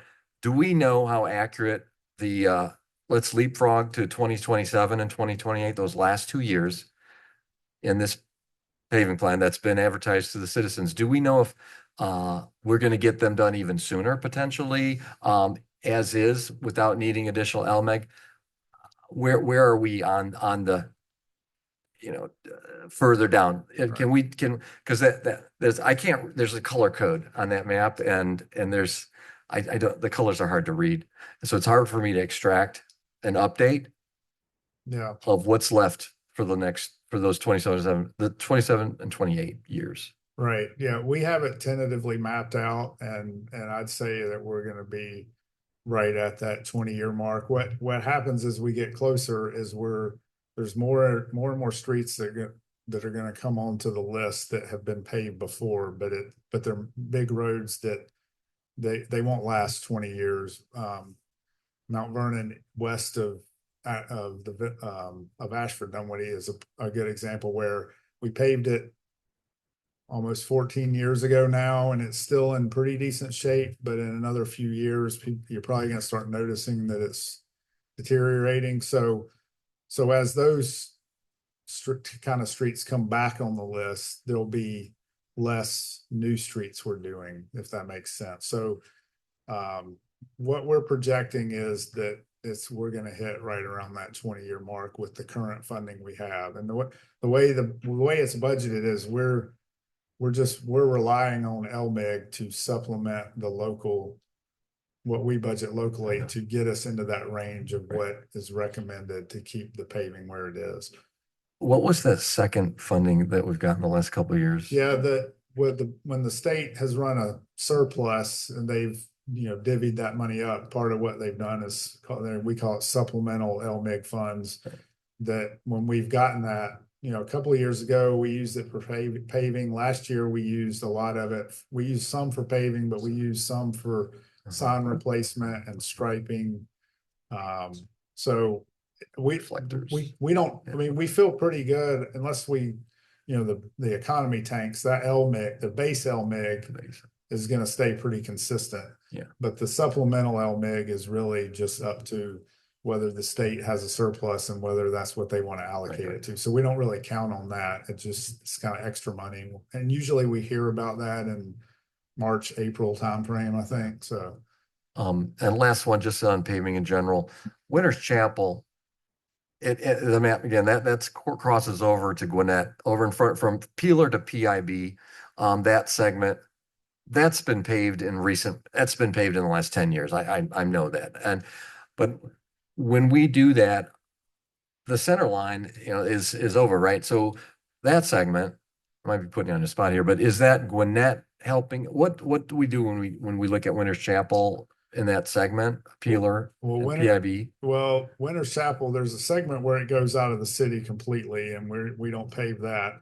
When you go south of Peeler, by the reservoir, the roadway is completely within Dunwoody. So last time we paved it, we paved to the south end of the reservoir. And then once you go past that, all of the right of way, including the road, is in Peachtree Corners, even though the houses on the west side of the road are in Dunwoody, but the right of way is in Peachtree Corners. So we only pave the parts that are in Dunwoody. Up till about the end of the reservoir. About the south end of the reservoir, yeah. Okay. Whenever we get to that ever again, I really want to look at a road diet on there. We have these huge right turn decel hash mark areas. There's just so much asphalt there. There's 4 lanes in some areas. You can shift things over, make it linear park, move the curb and gutter. I think it'd be a transformational thing for those folks out there. Been trying to get a little pocket park created for those people in front of the waterworks for a few years. But anyway, I don't know when that's in the cycle for that. Yeah, well, since we're talking about it, it was originally on the list for this year. And we decided to move it back because since that list was, well, at some point, Peachtree Corners put in that a crosswalk out there, and they as part of that repaved a good section of it. So we looked at it, and it's not in bad shape for the most part. So we pushed it back a little bit. Thanks. John. I could just jump in right there. I was trying to compare all of your maps. The latest packet doesn't show color code for each year where you've added in extra paving last year. I'd love to get an updated map someday just to stay current. But what I did notice, I was trying to figure out what we have scheduled for paving this year versus what we had scheduled last year, as well as the additional. And I think I did see that Winter's Chapel was promised to the citizens to be paved in a certain year, and I'm not sure it was. I was going to ask about it. So you're saying that little section of Winter's Chapel did not get paved. My question really was, is there any other streets that we made promises for 25, 26 that are not on the list? Because again, you didn't give us a really good color-coded map to know exactly every street that was promised previously to what is scheduled to be done. Right. But Winter's Chapel, I did see, was one section that jumped out at me, and I was going to ask about it. So thank you for that. But is there anything else that you can think of? Well, I know that there aren't any neighborhood streets that were moved back, because what we've done, as long as I can remember, is the main roads, we do tend to kind of shift around based on capital or other things, but we feel like if we say we're going to pave the street, your neighborhood street this year, we stick with that. So there weren't any neighborhood streets that were moved off the list for this year. Winter's Chapel is the only one other than that I can think of that we moved back just because of the condition it was in. And okay, when I saw that, so thank you. But again, lots of changes with those colors and those maps. I think we can have that by the next meeting. That would be great for us for approval. That'd be good. So thank you very much. Appreciate that. Did you have a question? Yeah, correct me if I'm wrong. Ridgeview, that's the one that's basically unpaved, and that's right. We're doing the north. There's 2 Ridgeviews really. There's one over here in Perimeter, and then we're doing the north one. You're doing the north one, and that's the one that, like, when they put it in, like, they just stopped the pavement, and it's a dirt road, so they finally get to not live on a dirt road. We have But wasn't there a lot of stormwater in that too? Has that been done, or is that part of this project? Taking care of the stormwater, and we're putting in a standard width road and a sidewalk before we pave. And was that a public road? Yes. Okay. Yeah. Okay. And it was there before they put the subdivisions in, or that's the issue? I mean, it was pre-cityhood. What happened is Pre-cityhood. Yeah, there's the first section of the road, Bill Grant built houses on, that all got improved. It has a sidewalk and everything. And then the very end of the road, there was a little 5-house neighborhood built. They improved that part of it But they under didn't. DeKalb County, but there's 300 feet The in county didn't between. require them to Right. connect. Okay. All right, anybody else? So I have a question. You know, we have this 20-year promise that everybody's road will be paved once. I understand that there are roads we have to go back to. That's the way it works. There are roads that are busy roads. But where are we on, like, where are we on the roads that need to be touched once? Does that What? make sense? Yeah. Like, could we possibly be finished with the year? So this is year 18, right? Or something? This will be year 17. 17. Okay. Yeah, so- But could we Yeah. possibly be finished with touching every road once by 18 or 19? I think the way we're projecting it right now, Mhm. we would finish in year 20, but it wouldn't take a full, like a lot of year 20 would be maybe some Okay. repaves and not all new paving. Okay. So I think that I'll be gone, but I think that there'll be a time to talk about what paving looks like 3 years from now and how we manage and prioritize those projects. Because I'm going to presume that though we have to repave, we're not going to have to repave all these neighborhood streets that don't get as much traffic. And what'd you say? Well, but yours is a busy street. But I would think there'd be some shifting. Maybe I'm wrong. Maybe every street that was touched once in the first 20 years will have to be touched on its 20th anniversary. But I'd like to think like the cul-de-sacs and other things maybe have a longer life than 20 years. So I guess at some point we'll do the laser truck again. Yeah, And probably, in year 19. right, and figure it out. I'll be gone. It's not going to be mine to figure out. But I think that there's a real discussion on what infrastructure needs, how you prioritize, what that looks like moving forward. So, I mean, I want us to have good roads, Right. for sure. But that's it. Okay. We will see this again. You bringing it back in 2 weeks? Yes. Okay. If we had the map, we could probably say consent, but we'll look at it with the map. Thank Okay. you. All right. Oh, And Mayor, I'll do the first read. oh, right, it is. Okay. An ordinance to amend chapter 22 of the City of Dunwoody Code of Ordinances to prohibit burning of yard waste.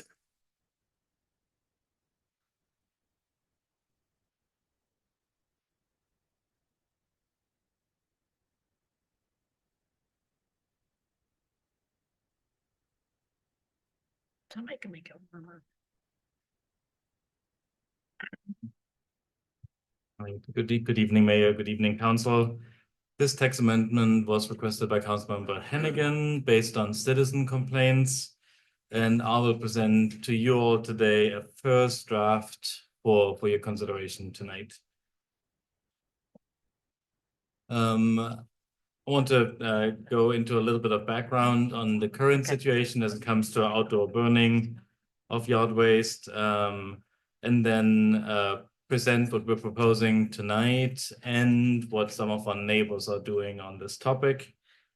Currently, outdoor burning, we don't have a specific language of it in our code, but statewide rules for the Atlanta region are applying, which restrict outdoor burning between May 1st and September 30th. So in the summer months when ozone levels are highest. So it's a air quality type regulation that applies here.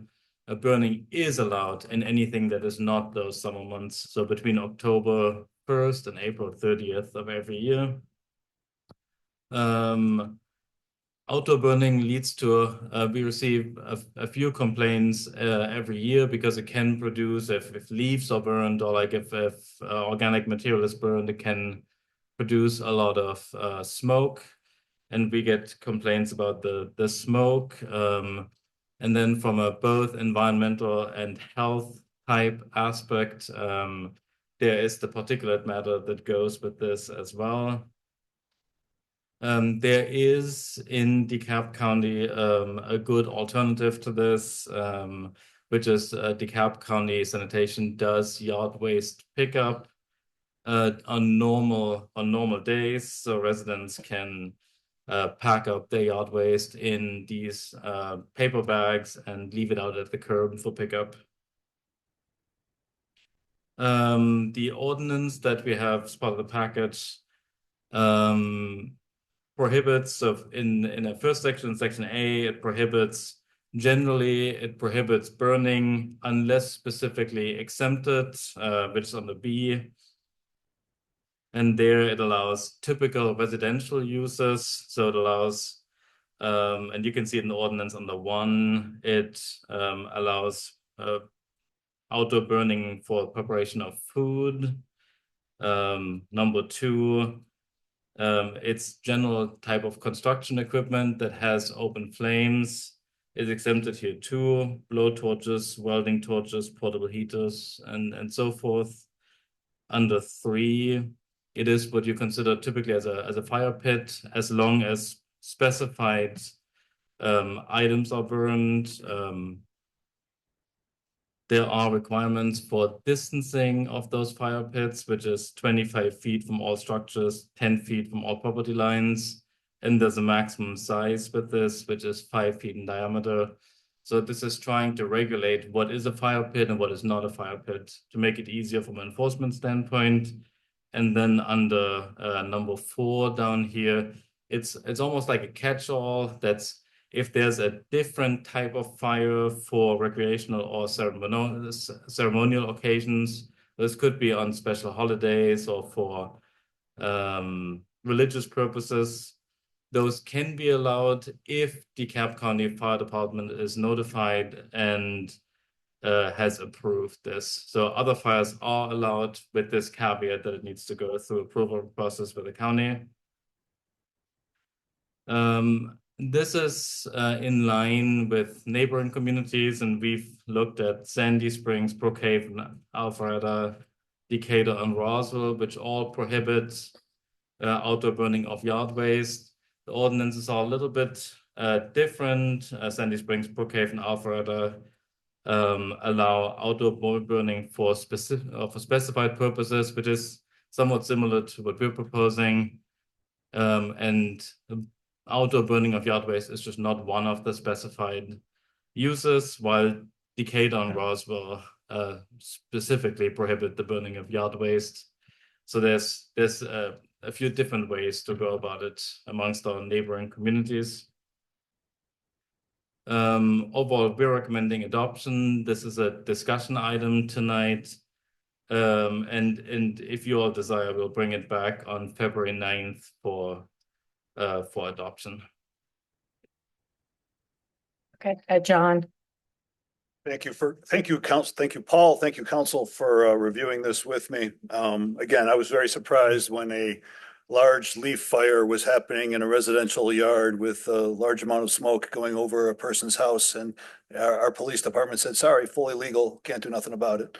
So to me, that was I did the research, looked at the CAB, looked at other ordinances, and tried to find with staff's help, an ordinance that would be workable.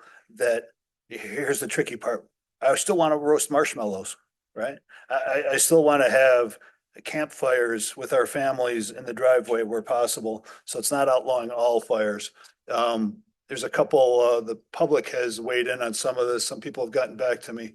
For example, 10 foot from property lines, Paul, I'd love to take that out. And the reason is that we have a number of homes where 2 driveways come close to each other, and they have it in the driveway section, and they don't want to be illegal by having it too close to a property line. Yeah. There's no definition, your definition of fire pit in number 3 doesn't have a portable fire pit. You only have in-ground fire pits. So I'd love to add, a fire pit is defined as a portable fire enclosure or a pit that's dug in and all the rest. So I'd love to add the words, defined as a portable fire enclosure or, and then keep going with your definition. Those are two things that I saw that I'd like to get modified if I could. People had questions regarding in section B, all of the things that cannot be burnt, treated wood. So I'm guessing that's pressure treated with chemicals. That's one of the things that's not allowed to be burned, right? Correct. Yep. Okay, people weren't sure what that meant, and I believe it's the pressure treated aspect of it. But you're not allowed to burn leaves and grass and rubbish or garbage and other clippings. There's probably 1,000 ways to get around this. I mean, our goal is to have a reasonable ordinance that most people would be able to comply with. I think this sets a pretty good bar for us. I'm happy for council to review and make suggestions or your thoughts. Thank you. Rob. A couple different things. One is just a general question of how much seasonal burning of yard waste occurs in the city. I mean, we have a particular example of a complaint. Is this widespread? Is this a one-off? What kind of complaints have we gotten? John mentioned he got a few. Just a sense for the scope of the issue, I think, would be useful. And then the second, if we move forward with this, I'm in agreement with John about adding a need for a temporary fire pit. And I think honestly, the 25 feet from the house, if you bring a temporary pit in, potentially becomes an issue as well. If you have a small operation sitting on a back porch, that may only be 15 feet from your house. So just some nuances if we decide to move forward. But the first question is just kind of a sense for the issue itself, I guess. Yeah, and then the tricky part with that is always if something is not prohibited, we're not tracking it in a systematic manner. So I have anecdotal, I talk to the code officers and we receive a few calls a year, sort of the best I can offer. Police chief may have sort of like additional insight if he gets some of those calls from time to time, but it's a few cases a year. I'm sure it happens more and people just hold their nose and get on with their day, but that's the best I can offer. Yeah. Sorry. Thank you.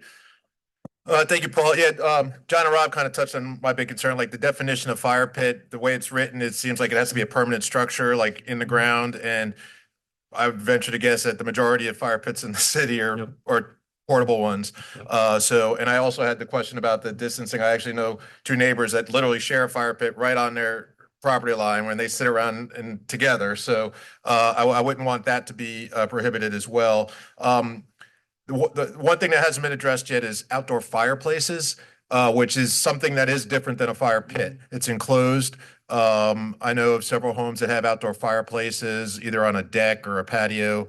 But I don't see, I would like some framework around that and obviously allowing that because, and then I also, on that same thing, the distance from the house as well. It could be that 25 feet seems a little too far, especially if there's a permanent structure already there. So. Yep. Joe. Thanks. Yeah, I also talked about the portable fire pit too, right?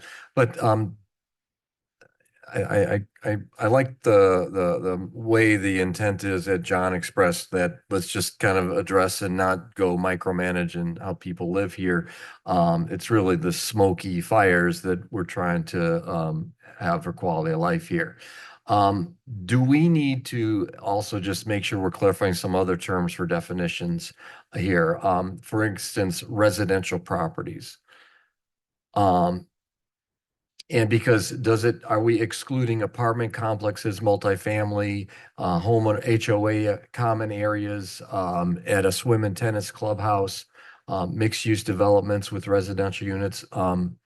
So just kind of take that as a consideration. And then let me see.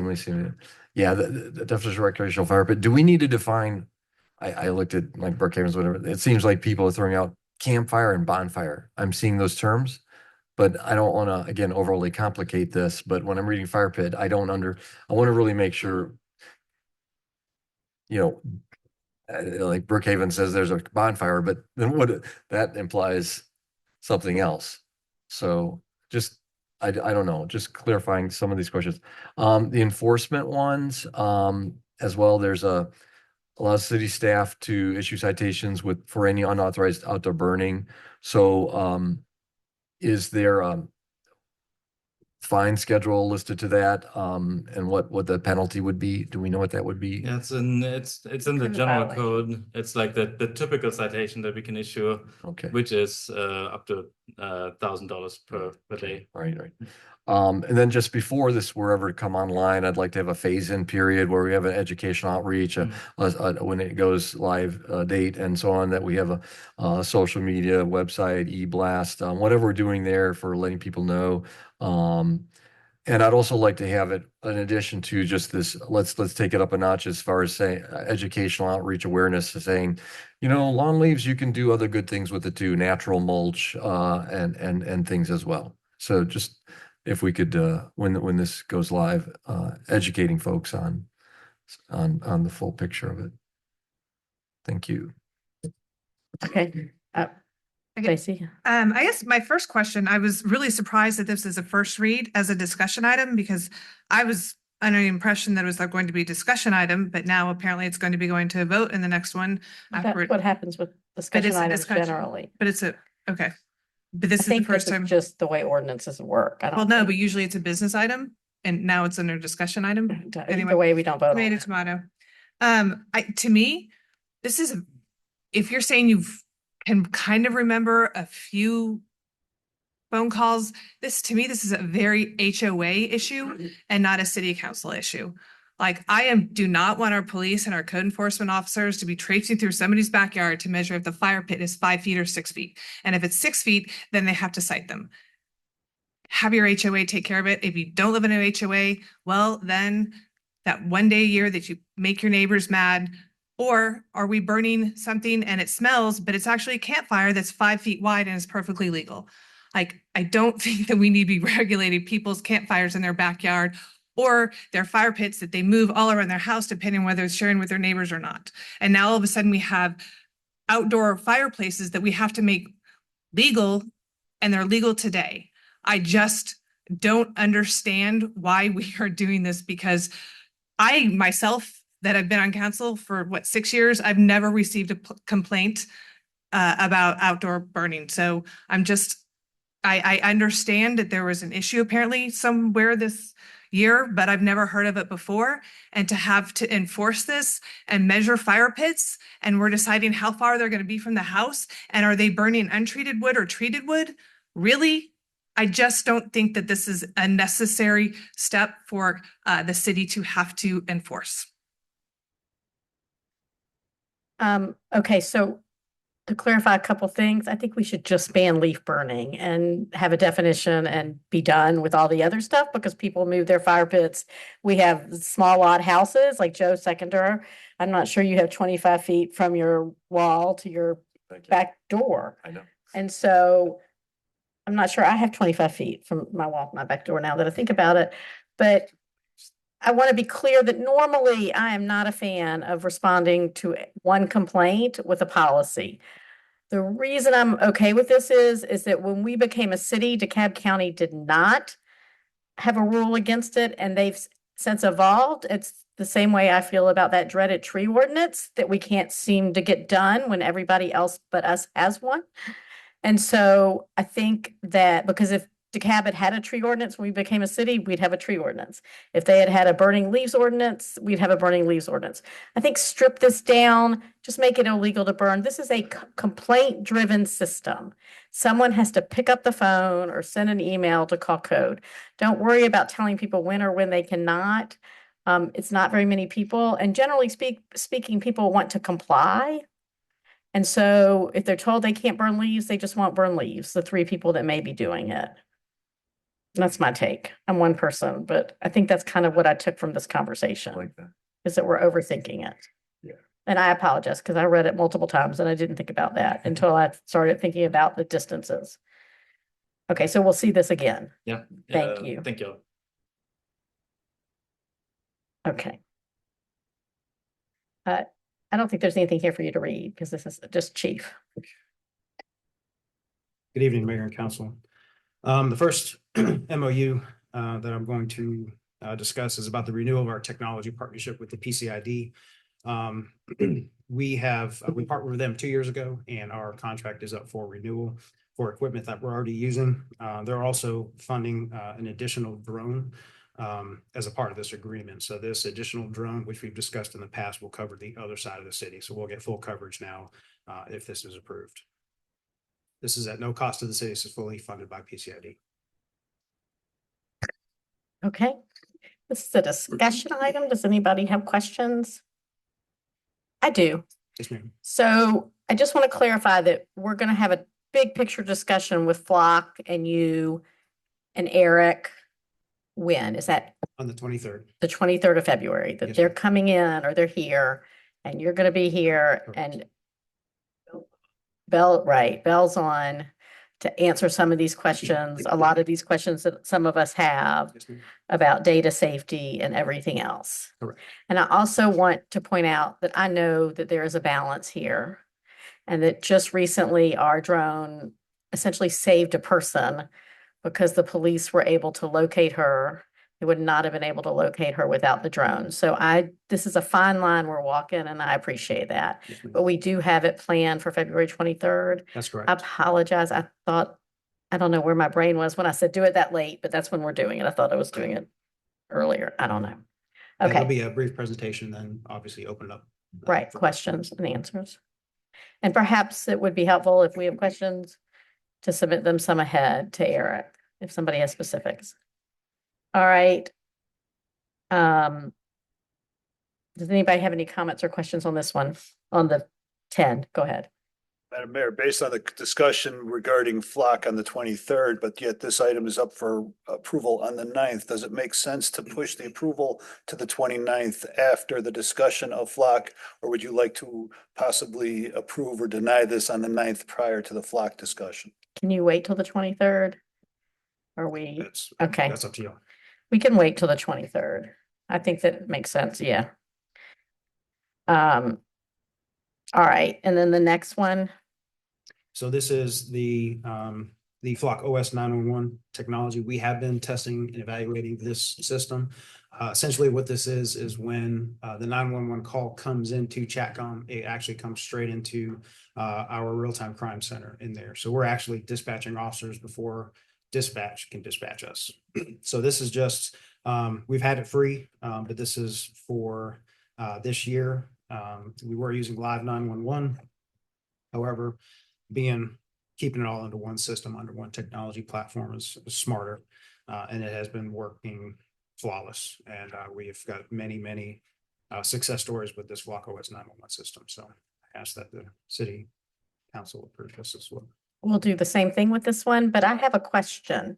Can you tell us the difference between live 911 data storage potentially? Do you know? Okay, all right, we'll find out. All right, go ahead, Rob. I guess my question, and it sounds like we're just going to wait anyway, is just the kind of metadata that's associated with these calls. I mean, it would be the same that 911 would have, Yeah. correct? And so this is just the system to get us that 911 information earlier. That's correct, sir. So I'm wondering, is there a need to defer this item because it really is just a 911 issue and not a data capture in terms of like license plate numbers or pictures or gunshots or things like that.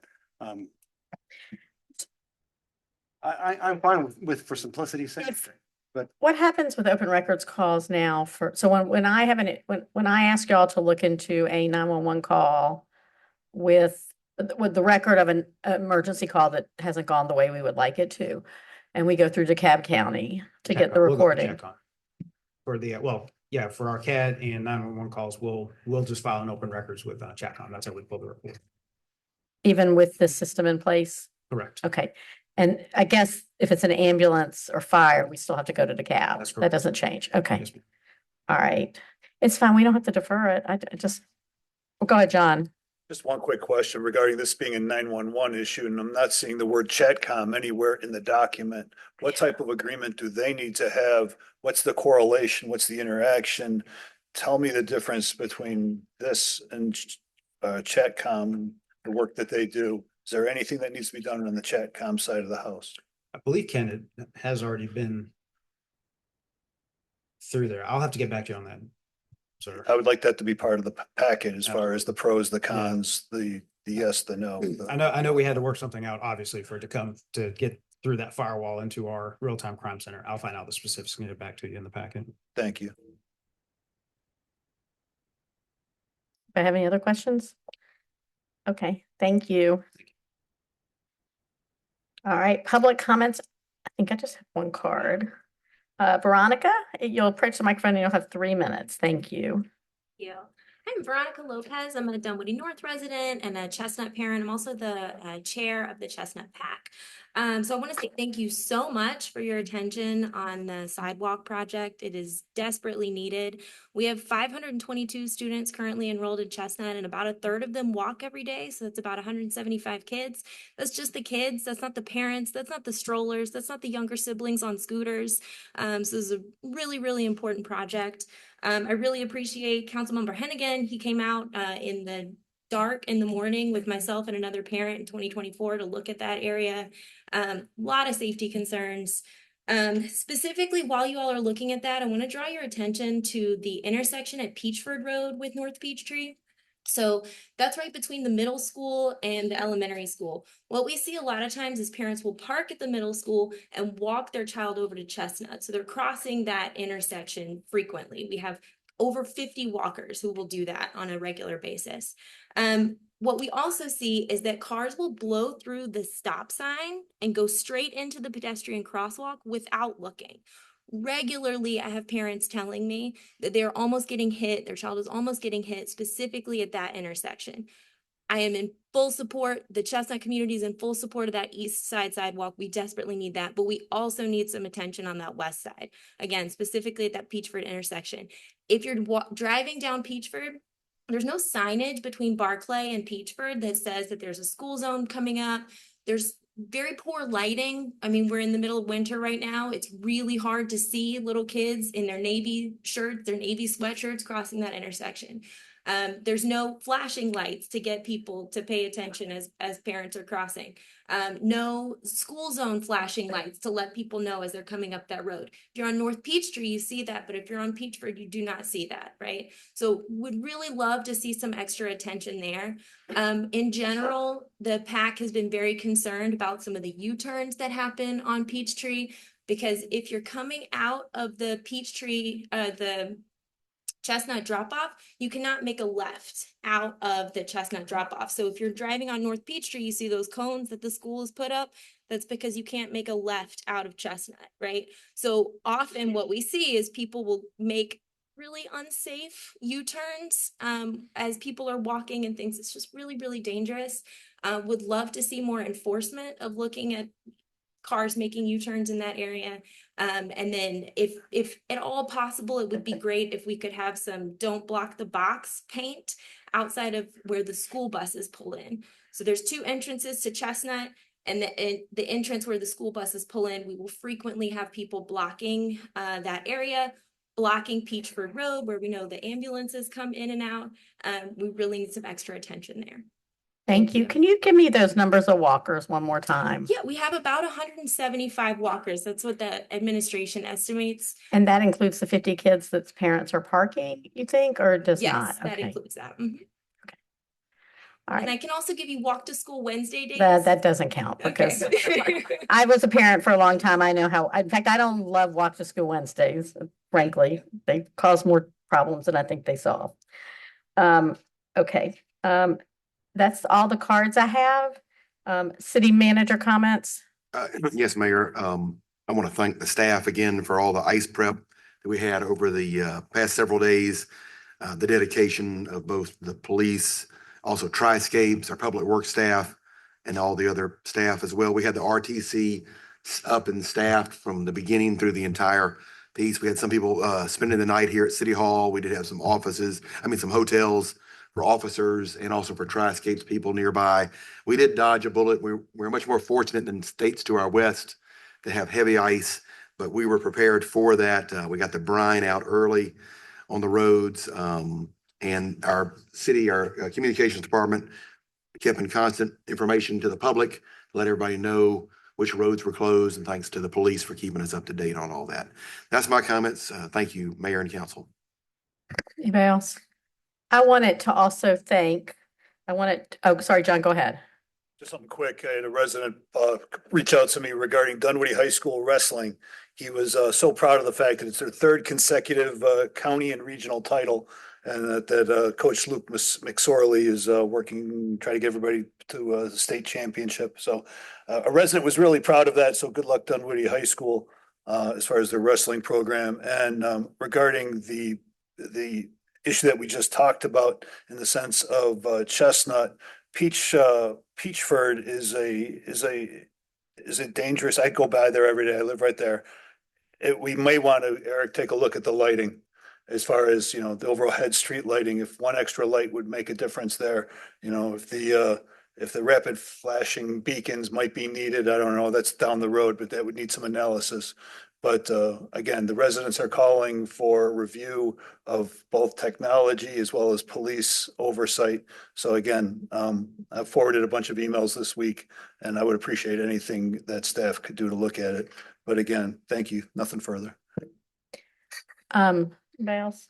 So I wanted to second what Eric said, which is a huge thank you to our police department, our public works department, our Triscapes, who works with our public works department. In one incident, there was a tree down and they responded within 5 minutes, which is really impressive. We did get lucky. We didn't have much of that, and but still, it's always good to kind of practice and be ready just in case. And we showed that we were really ready. I also want to thank the staff for coming in tonight. City Hall was not open, but I felt like we should go ahead and have our meeting in person because Dunwoody is very dry.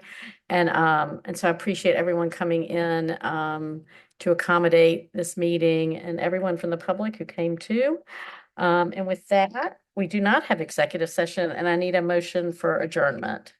Move to adjourn. Moved by Rob. Second. I almost want to stay. Second by Tom. Any further discussion? Hearing none, I call the question. All in favor, say aye. Thank you all.